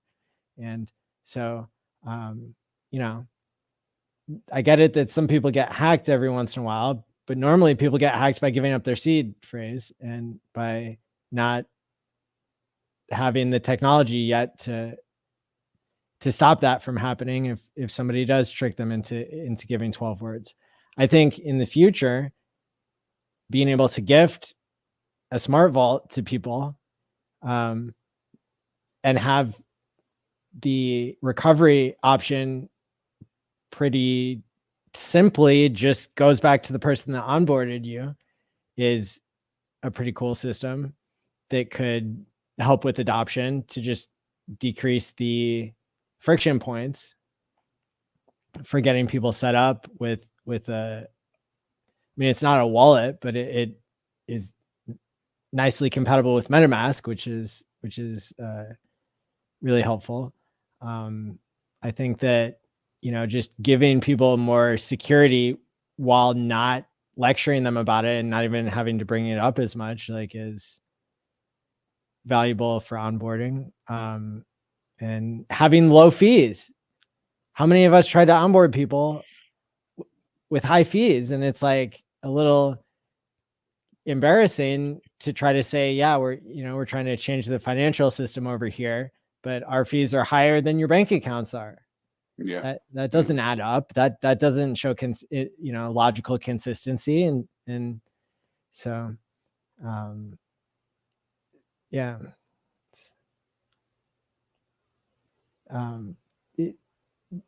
I'd love to hear your take on what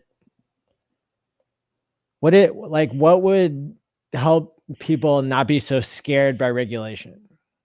It's something I hear a lot, and I don't put a lot of stock in it myself.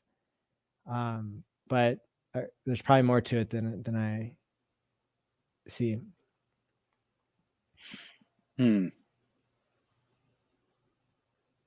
How do I deal with the threat of regulation? With regulation FUD, like people are negative about crypto. They're fearful about it. They're reluctant to hold it. They want to sell a dip because, Sam Bankman-Fried is going to work with Kevin O'Leary to make DeFi legal. And I don't know. That could be a real thing. Could not be. The way I usually think of it is regulators are politicians who try to shake down different industries as a way to like keep the industry honest, but also to like as a part of their political grift. And so the regulators are coming for everybody in all industries because they want to get their piece of the pie when it comes to taxes and paying off politicians and all that good kind of stuff. But that's not different than the fiat system. Well, I would start with this. So this is just my opinion stuff, right? But so the way I think about it is kind of like this, right? So first off, this will be a very unpopular statement, but Sweet. the people who are regulators are real people too, and generally those folks are just doing their job. And while there's certainly corruption, and all that, for the most part, they really are trying to protect people, even if it's misguided, in our opinion, right? That's kind of what. But that doesn't hold water very well once you get past a certain point, because then you have the fact that all this regulation stuff, it gets talked about and it scares the populace. So the very first thing that always goes through my mind is kind of a little bit of judgment on what is the incentive for telling me whatever's being said, right? So I'm a little older, been around a little bit longer, so there are some things I could tell you that we knew for a sure thing, at different years of my life, right? And I'm not that old, but I mean, we thought for sure X, Y, and Z was going to happen. It didn't happen, right? And so a lot of this threatening and whatnot of regulation, while it certainly is real that regulation will come in different fashions and forms, I think my very first blush is who wants me to sell what and why, right? Because it's very real that the patterns repeat themselves, that certain people that you mentioned 100% against crypto when it was really cheap, right? But then when everybody's wrecked, or it gets really high, they're already out, enjoying their new homes. Yeah. And then when we're all wrecked again, they're back talking about how great it's going to be. And so this kind of cycling of us. And so a lot of the FUD is like that too, I mean, how many big bankers do we have to hear from that told us, get out, the world's going to burn, and then only to find out that they were buying at the same time? I mean, so why should it be a surprise, right? So when the FUD's coming, that's what I'm thinking. And then the other, I've also been hearing about Bitcoin and cryptocurrency being outlawed since 2009, right? So it hasn't happened yet. And then kind of going back to the other point, the wheels will move. They'll move very slowly. In general, I think the regulators at the people level, not policy level, will be trying to act to help people. But there's also a lot of people who made some money in this space, and I don't like that, what I'm going to say about this, but people who are part of the machine that prints the money, they're not looking to kill the golden goose either. And they're the ones who probably have the biggest clout because they have the most money. Now they may try to twist things so they get a little bit of advantage, but I imagine that anybody who's making a ton of money off of DeFi, that's a centralized exchange, as a extension of that, they probably want it to keep going. Why would they turn off their money printers, right? Why would they want there not to be transactions? This is an opportunity for them. Of course they do. Of course they do. Now we haven't seen a lot of it now since we've gone into the bear, but did you notice there was a trend, right? There's competition now too in crypto, between all these different organizations. that busted up the trading houses, right? So all of a sudden you have these different exchanges saying you can come here and trade for free now.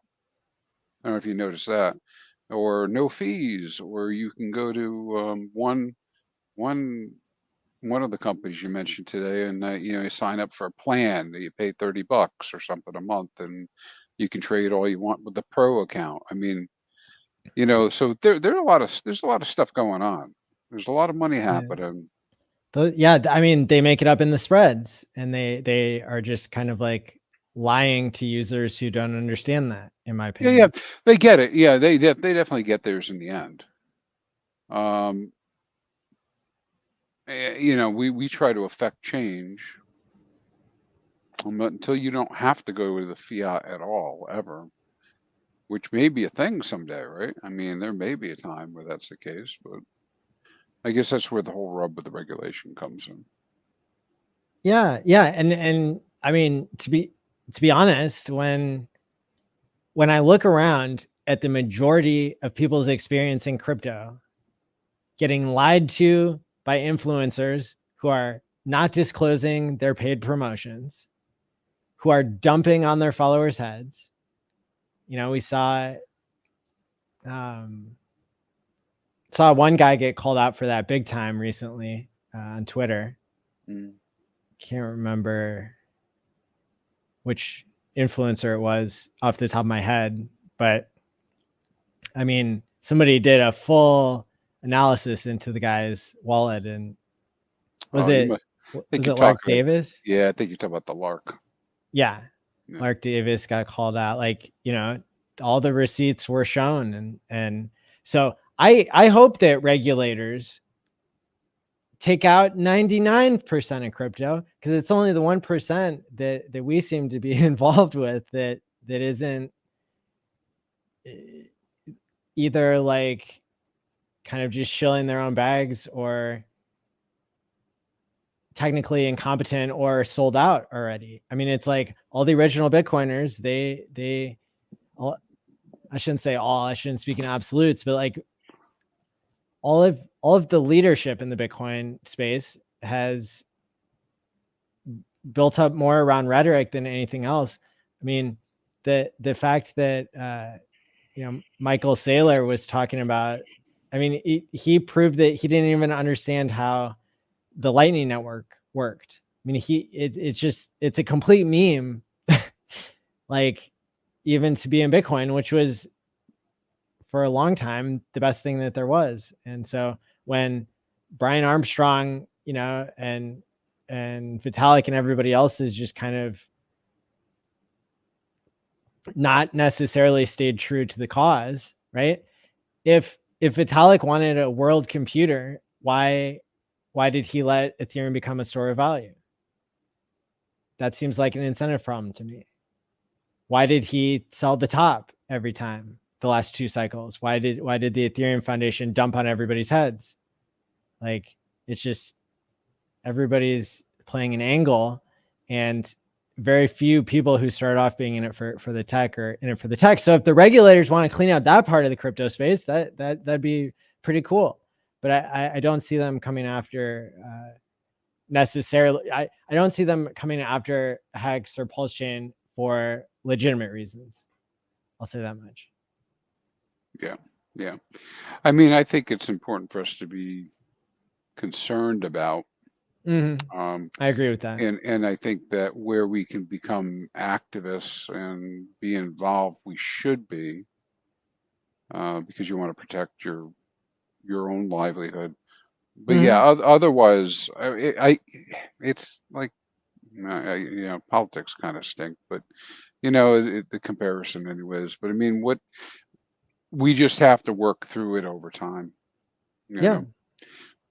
Well, and it's an old meme, but for anybody who hasn't heard it, right? Bitcoin's dead. Long live Bitcoin, right? So how many times have we heard it's over? And it's not over. So as long as these chains are up and running and people want to transact on them, it will exist, right? So I'm not particularly bothered by it. I look more for the opportunity, I think, and what's happening, because I'm not going to let them shake me out. That's right.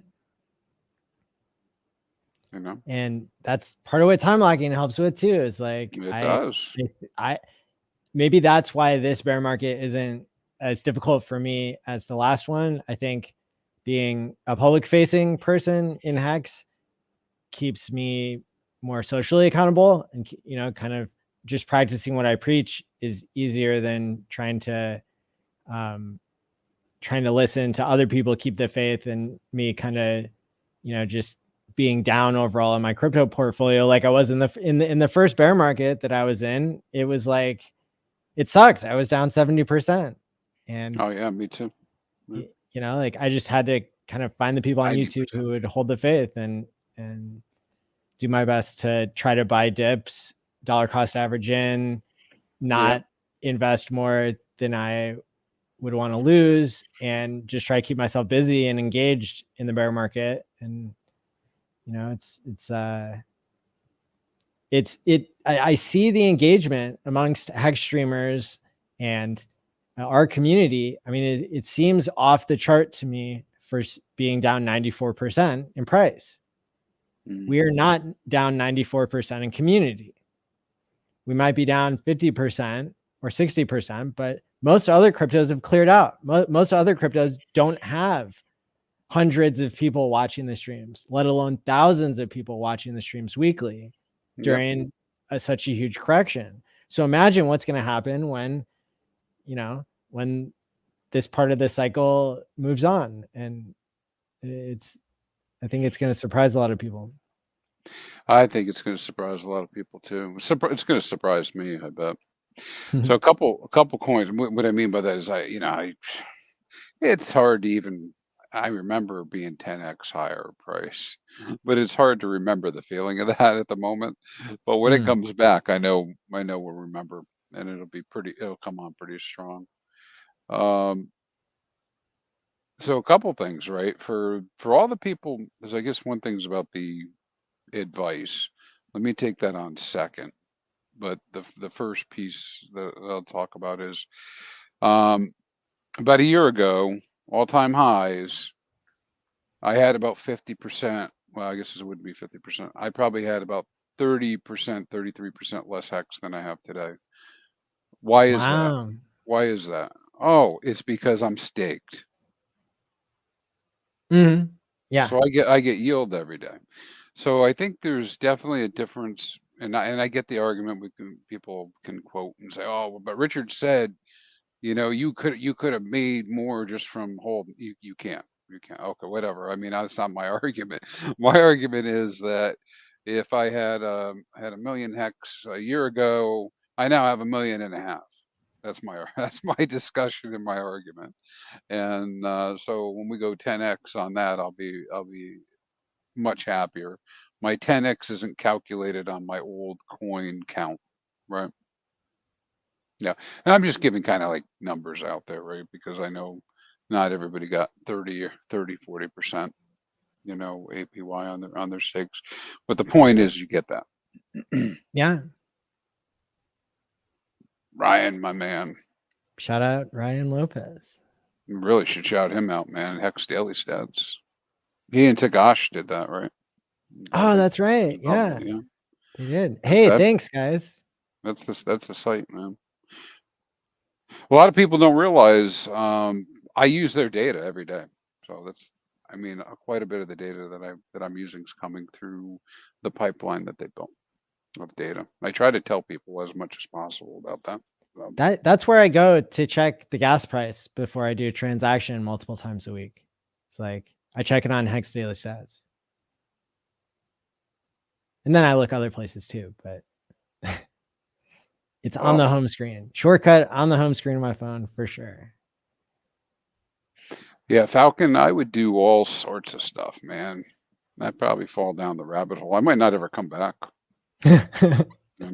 Yeah, disappear for months is the answer. Yeah, probably. I mean, there's about 20 competing ideas that come up, about that. The ultimate would be Yeah, definitely Kodiak too. The ultimate would be to build that psychological profile of addresses that we really want to build. Yeah. But it's a moving target and it's so much information. I downloaded the transactions about a month or two ago. At that time, it was like 4 million transactions. So yeah, a lot of data to be able to try to analyze and connect the dots. But it'd be kind of cool to have that. But we don't need it. It goes back into that. I mean, it's as much fun just to speculate on the fact that somebody's got a big stake coming out. What are they going to do? And everybody go look at it as it is to have like a pre-made answer. So, I mean, it could be a lot of fun. Totally. Hey, the other thing I was going to say, since before I lose that train of thought, so I hit the one thing. The other thing was about how stuff works and the anxiety. And so I was lucky enough to have been listening to a lot of different people. They had really good advice in 2017. Things like crypto has a market cycle. Historically, it's been 4 years. Everything's tied together with price. Sounds familiar, right? 90% dips are in the game. All this, right? So fast forward to Richard. Of course, Richard, he has all that same thing, right? It's like I call him like the 10 Commandments of Richard Hart, right? But I don't want to go all biblical, right? And it might not be 10 of them, but he's got a set of rules, right? And I don't think everybody realizes that he built those. He did it it was like intensive training, Maddie. If you've seen his earlier videos or participated in them, I mean, it was like building up from the ground level. Like this is how you should view this stuff, step by step by step, to the point that you have a set of rules and things that maybe are tropes or memes that are serious. Like when people told you don't put more in than you can afford to lose, they really meant that. That wasn't like ah ha ha ha. That wasn't like a joke. And when we said that crypto goes down 95%, that wasn't a joke either. And so don't be like surprised that it goes down 95%. And so now here's the part that everybody has a hard time doing right now. The inverse is also true. It cycles back up. Okay. We're not in some token where everybody took off, right? That's going to cycle back up. Is it going to cycle up immediately? No, it'll go through it won't be exact, and none of this stuff always happens. It kind of rhymes, but we did a year of a bear almost, right? We'll do probably some sideways action for a year and then up to the top. And there's nothing wrong, and we've heard this from everybody. There's nothing wrong with balancing the idea of keeping as much of your capital invested in crypto as possible, but also taking what you need in terms of profit. And I think I joked about this last year, and I didn't really talk to you about it, but this whole idea, fear of cashing out, that's a real thing too.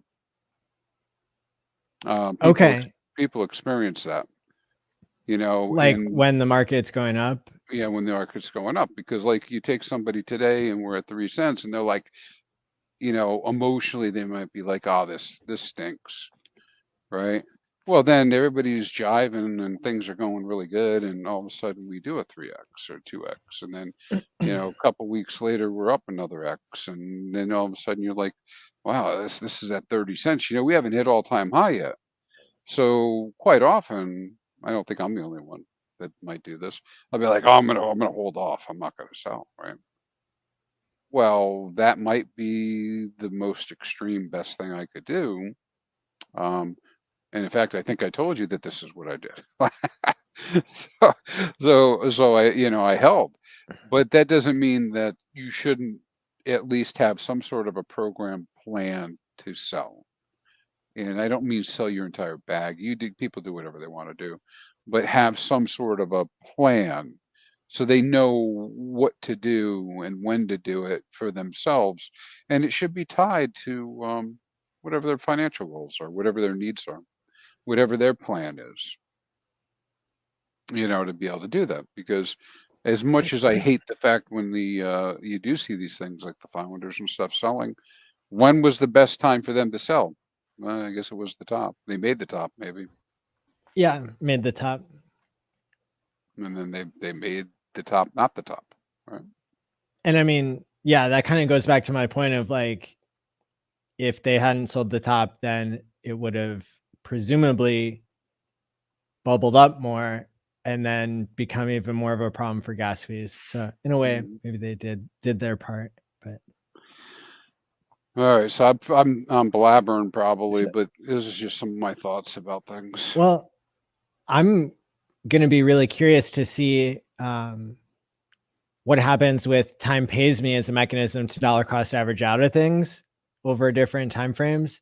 And one of the simulations that we might end up doing is to like speed up time, like in our simulations, basically to where I can use use the program that we're developing on a private test net and be able to see like at 10x or 100x time what decisions I make in terms of playing around with different stake lengths and different parameters of what price might do and like what I would decide in any certain moment. But having the drip there for you is, I think, going to be pretty revolutionary for me, because I've already the closest thing I can see to that since my staking ladder is Hedron. Hedron is dripping out to me at whatever time frame I want to let it go, and that's that's something I would like to see available with any ERC or PRC20, to be able to have it come out and just have it liquid and have it protected, and then I can withdraw it on a monthly basis or a weekly basis or some higher time frame than that. I think that would help me in a bull market and gives people an option. And also, taking the 10% early payday, I think is another mechanism that helps meet the my needs as a user in terms of having a side bet that I can take whenever I want and have the right incentives and the right punishers and kind of be able to play a price game without getting carried away with my entire bag, which is easy to do in something, especially if you don't, for the average user who's not going to know as much as we do about HEX and who isn't having a good experience starting off, like having one moment of faith that can protect your bag years into the future is a pretty cool feature, I think. I think so too. I mean, you want to stretch out those assets as long as possible. Yeah. And not sell them. But it does have to be balanced with a plan. That's got on my site. I'm going to be moving. You see that I put that site up. I started doing a YouTube. So I found this YouTube channel and that did a show last week. It was all about creating HEX streamers. I don't know who did it. The one I did. I picked up some hints from there, but I did set up my my YouTube channel. What a pain in the ass that is. Awesome. I mean, it's easy software, but to do this stupid streaming, you got to learn 3 more softwares. Well, maybe you get to do 4. I don't know. And they're not, none of them are hard. They're just all different. OBS, StreamYard, YouTube. Anyways, I used your tips and tricks for putting all the channels on there and Oh, cool. cross-thread them. I did that. But anyways, what I was getting at is I started putting instructional videos for the website that I have, the HEXFire site. just to give people an idea how to use it and do the filtering and stuff. Because it's not intuitive sometimes. Like I'm using it all the time, so it's intuitive for me. But I do plan to move into kind of like a guided tour of my FIRE approach. And it's really my FIRE approach because it's not FIRE, it's financial independence, retire early, but just the methodology that I would take to set up my passive income ladders and to create my drip experience that you're mentioning. Yeah, yeah. Well, that's awesome. Good job setting up your YouTube. I'm linking to it in the live chat now. People can go subscribe, whether you're watching this on the replay or live. Let's see if we can get Hex Fire to 200 subscribers before the end of the week, so that ChrispyMan can pick a custom YouTube domain name. I'm not sure if they have rolled that out yet for people under 200 subscribers, but because I know they're planning to roll out custom landing page, like vanity URL landing pages to all YouTube users here shortly. But I'm not sure they've done that yet. So let's see if we can work together as a team to get Hexfire to that goal before the end of the week. Gravitas. Yeah, and if you can, if you see something out there, if you do look at any of the videos, let me know if there's something that needs to be added or you think will be a good thing to address. It's been fun doing it. I got my first. It was kind of funny. I did my first live stream. I didn't announce it, because I don't know what I'm doing. I don't know if I'm showing my underwear or what's happening, right? Right, because I got to switch. I don't have, I need to get my screens reset up, so I have 3 screens and all this other stuff. Because so now I understand why you guys are like, I didn't see those chats, right? Because it's not exactly easy to see the chats, and if you can see the chats, you might not be able to see the screen you're manipulating. And if you can see the screen, and then you can't see the chat, right? So you're going back and forth, trying to figure that out. And then even if you do see somebody give you some sort of response, you got to go over to the YouTube probably to do the damn comment in the first place. You've lit the fire underneath my butt to keep doing more tricks and tips for new YouTubers. I put out like the first maybe 20-minute stream on Saturday, but I've set up a Telegram, t.me/hex YouTube, and people can join that to learn the skills, whether you're already an advanced streamer or you're somebody who is brand new and you have no idea at all and you don't have any camera and you're just going to use your phone and create a 1-minute video to upload to YouTube, and everybody in between. I love the idea of sharing what I know, and I know that it can be helpful to lots of people, and I'll learn more in the process myself. So check it out. Good stuff. Yeah, I didn't mean to make that a show fest, but definitely go to Maddie's stream. I wanted to hit that topic, and I almost forgot about it. So do you have a stream with puppies? I do. Whoa. I do. I figured. Well, yeah, those aren't my puppies. So I figured if I'm going to get heckled and there's going to be any hate, nobody's going to hate puppies, right? Probably Correct. not. Probably not. So I do puppies.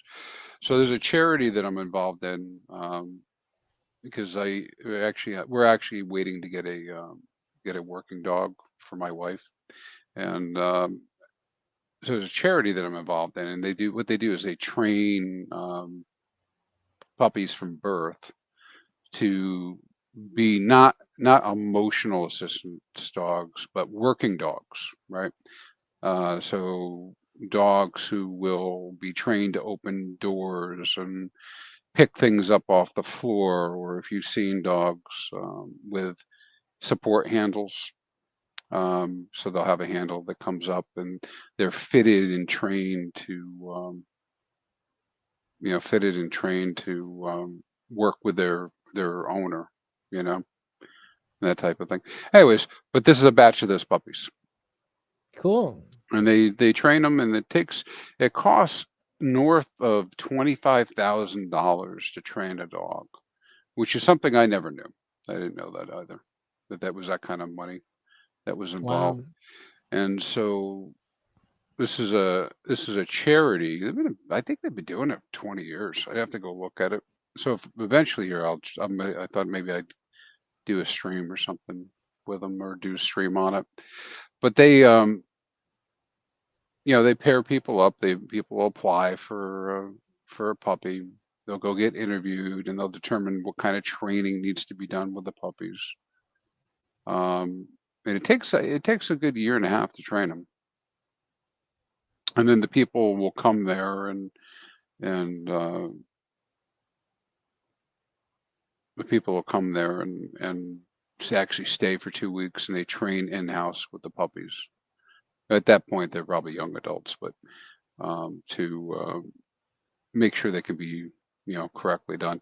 And so the covenant is that people will go and they'll make an agreement with this charity, and they have to do their own fundraising. The people do, and so they need to raise about 25 grand a person to actually get the puppy, and then the facility raises the other 25,000 that covers it. And I realize what those numbers sound like, because they're shocking, right? Because that's like a full-time job. Like, somebody seriously, is putting some money behind this. But for the people who actually get the animals and need them, it's very important. It's kind of life-changing for them. So, Yeah. it was pretty cool, pretty interesting. Until I needed to go look, I had no idea. Like, it never occurred to me that there was much difference between one type of dog or another. I mean, I'm not that silly to not know there's a difference, but I hadn't really put a lot of thought into it, and I would have been like, 50 grand to train a dog. What are you, nuts? But the room and board and the amount of instruction that they give the dogs was like amazing. Like, it's crazy.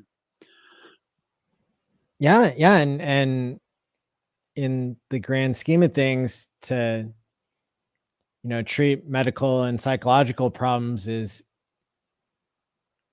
very expensive for some categories of medical treatment, and at the same time, a lot of therapy expenses end up paying for themselves multiple times over when it comes to how much money is saved for society by increasing people's productivity. So, for example, I think for every dollar that's spent on substance abuse treatment in the United States, it returns like a 5x in increased productivity. So it's like, well, yeah, keep doing that. Keep funding people getting better.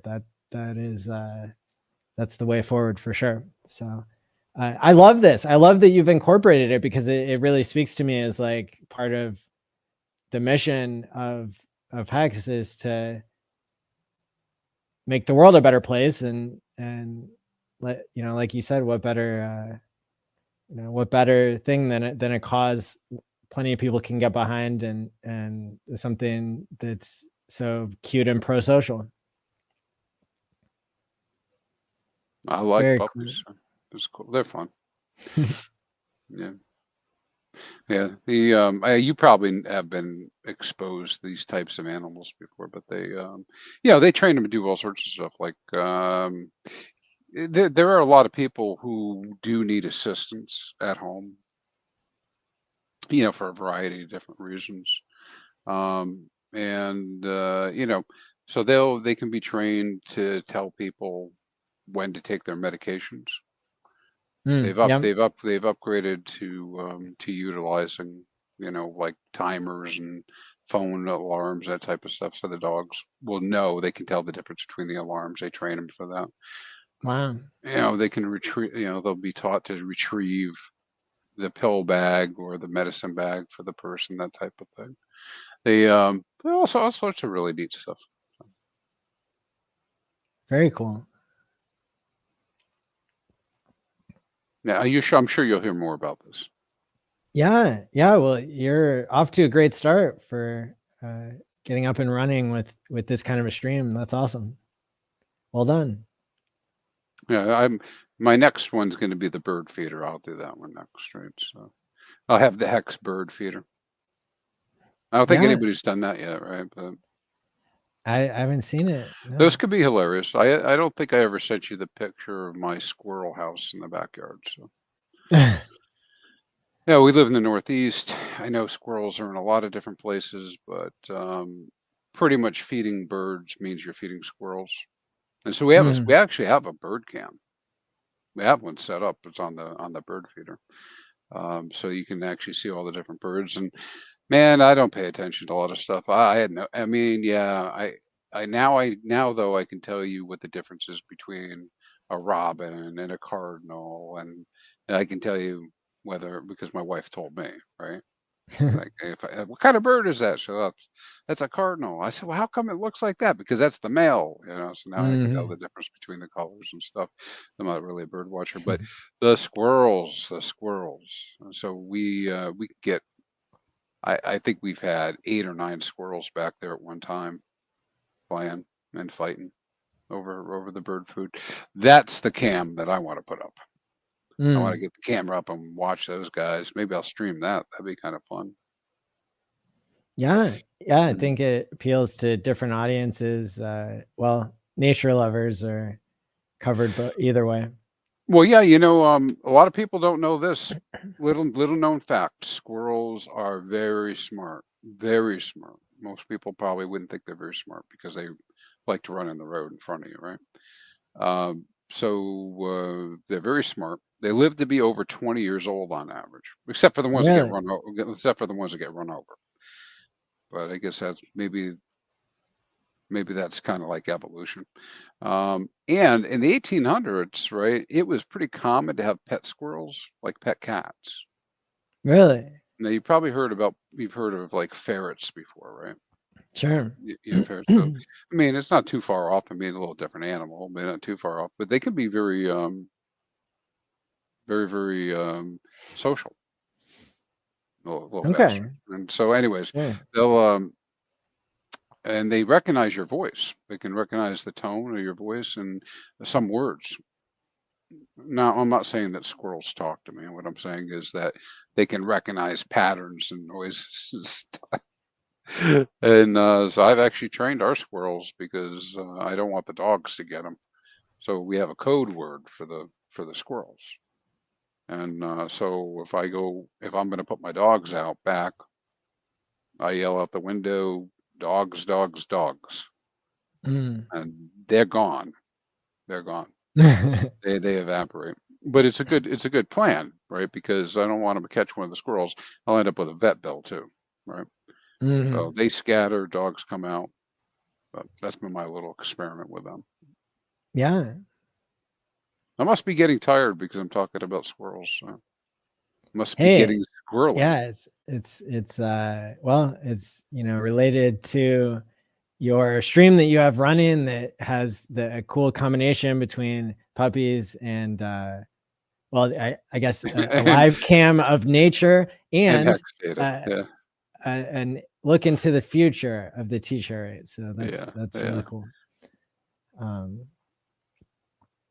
So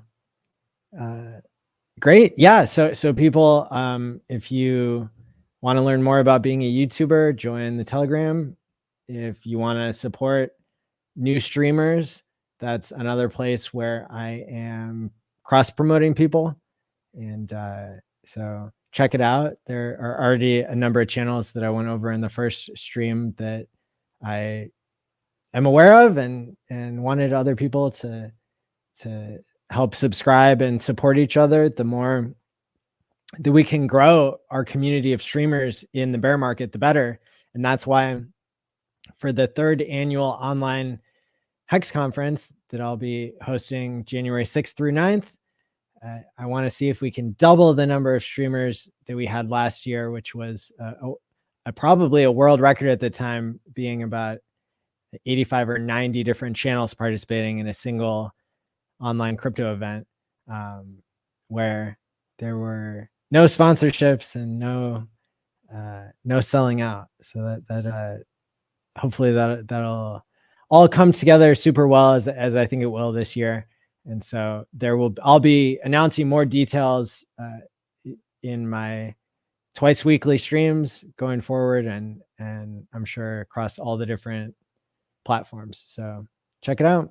Go to t.me/hex YouTube to learn how to be a HEX streamer, and go to t.me/smartvaultme to let me know if you have any feedback for the game theory. This week's, well, for the game theory of Time Pays Me, to kind of wrap up the episode for tonight, the current thing that I'm trying to weigh, I've revisited the issue of how long will the system let you lock? What's the max length time lock for Time Pays Me? And there's some interesting math that ends up, so that here are the counterbalances that I'm trying to get just right. Is, I think on one extreme you could have time locking for up to 30 years, which is like, that's, I guess originally it was going to be an unlimited amount of time, and that seemed to not play well with people. And so it was decreased to 30 years because that's the maximum amount of time that retail bonds are given out or are issued. And so that seems like the longer time frame, and it's about twice as long as HEX. And we originally didn't have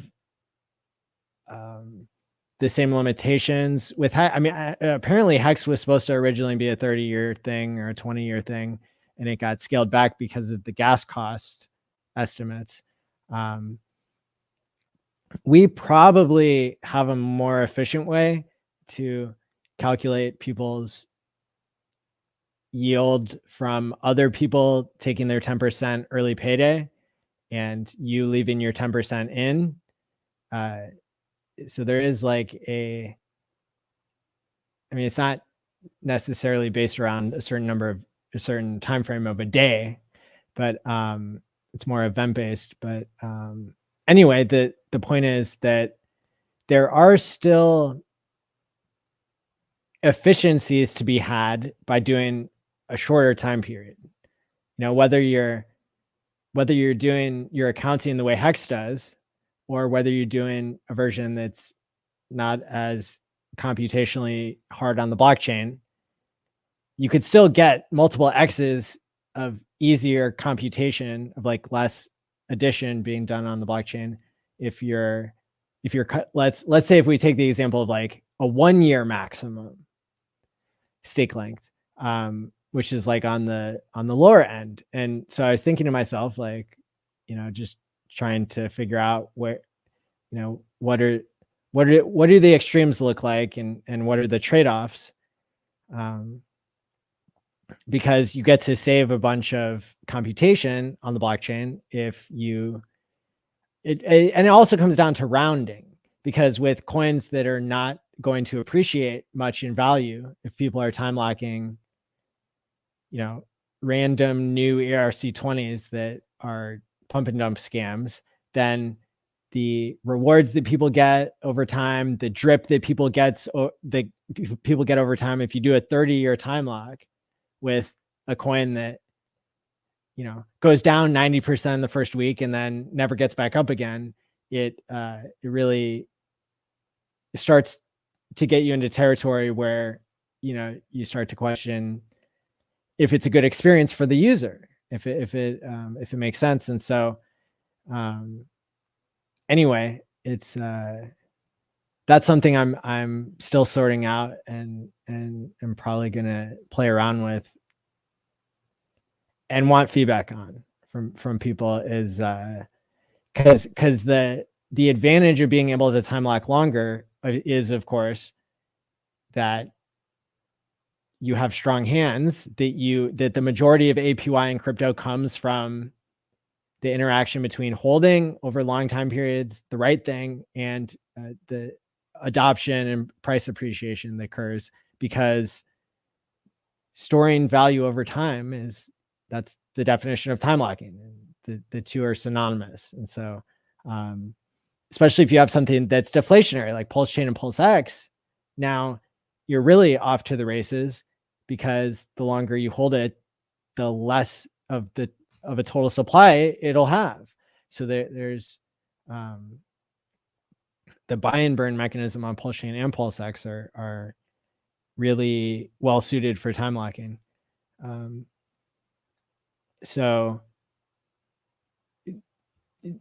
then there's also the issue of like, if everybody gets a free ride by not having strong hands, then you might run into situations where the price kind of doesn't do what it could have done if people didn't have if weak hands didn't have the chance to either like get stronger or get out.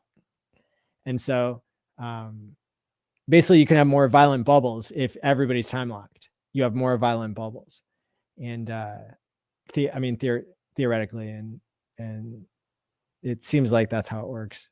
A lot of this is still getting figured out in reality, I would say, but yeah, so it's really interesting. I think the drip kind of addresses part of the issue of like wanting people to develop strong hands, because, and also the 10% being able to take that out for an early payday at any point along the way as a one-time thing. And then you have to wait 20% of the time to get your next 10% early payday, kind of gives you, I think, the right experience that we're looking for people to be able to really learn that patience pays and that time pays. But I'm starting to like go back towards maybe a longer time frame is better, because you have those other two mechanisms to like train people to have stronger hands, and locking up coins is the way that you get really good performance as a group and as an individual if you have the right thing that you're locking, and if you have deflation. And so I almost think like, I don't know, maybe 10 years, and I still have to like talk about this with my team and like talk about it to, anybody who wants to weigh in. But it seems like, I mean, 10 years is like 2.5 crypto cycles. That seems, and then it's not trying to like outdo HEX for time locking longer. You still have HEX to be able to believe more, I guess. What do you think? Yeah, I think you run into that overlap, don't you? But nobody. I don't think anybody's going to come to your protocol and stake HEX there. It would be silly. Oh, I mean, Yeah, like, I just maybe. mean like the whole point of time pays me is to give people something where you can pay your future self and save yourself from yourself, and definitely not interfere with what's going on with HEX. Like the fact that So totally separate. Being marketed to PulseChain and PulseX users who are already the ones by and large who own HEX, I think is a step in the right direction. I think like the fact that there's no inflation, there's no sacrifice, there's no token being involved, those things still allow HEX to be in its rightful place as the store of value on the system. But when it comes to like being able to time lock longer and time pays me than you can in HEX, I mean, it's like, if we're talking about an extra 1% point in favor of doing it that way, seems better. like if all other things are equal, then maybe that's a reason to like weight it more in the middle between 30 years and 1 year. Would be to like be less than you can do in HEX. I don't know. I'm really just thinking out loud and hoping for feedback.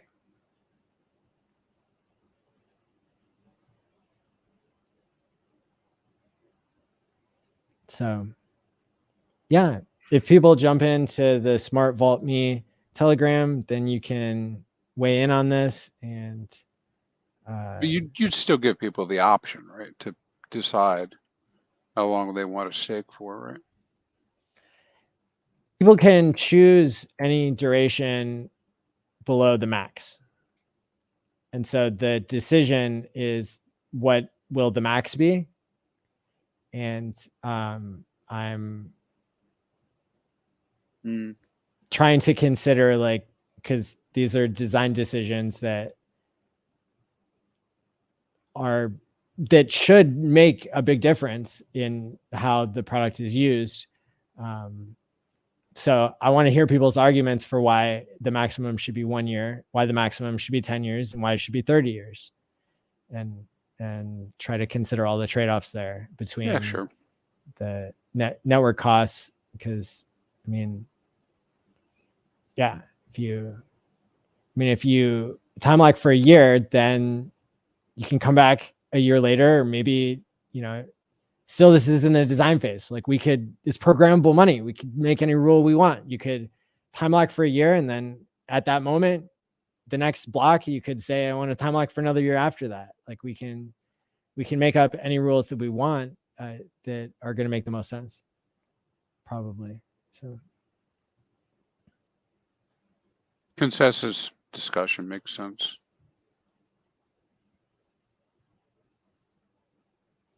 Cool. Well, hopefully everybody learned something today. I know I did. I really enjoy these Tuesday nights because we get to talk about game theory and all the things that are happening. And I know there's been just continued to be a huge audience of like a couple thousand people who watch the show every week, even in the depths of a bear market. So shout out to everybody who's been coming on. If you didn't see my stream with Hexologist over the weekend, like that was a good stream. Yeah. Hey, by the way, congratulations. You came into that with some energy. Oh yeah. So when I remember to present myself with a lot of energy, I like that. So I like that you did that. Thanks. Yeah, it was a huge honor to be on his channel, and of course, I meant everything I said. So, and yeah, thank you so much for coming on the stream again this week. I always appreciate your perspectives and think we had a good episode today. I do too. Thanks for the invite. Thank you. Everybody go to the description below. We'll have Crispy's links as well as my own, hexfire.io, his YouTube channel, and much, much more. I'm live every Tuesday and Thursday. This is week 99 for me. Let me see. Any other announcements? I think that's it for now. Let me bring up the end screen. Until next time, my friends, stake wisely and peace out.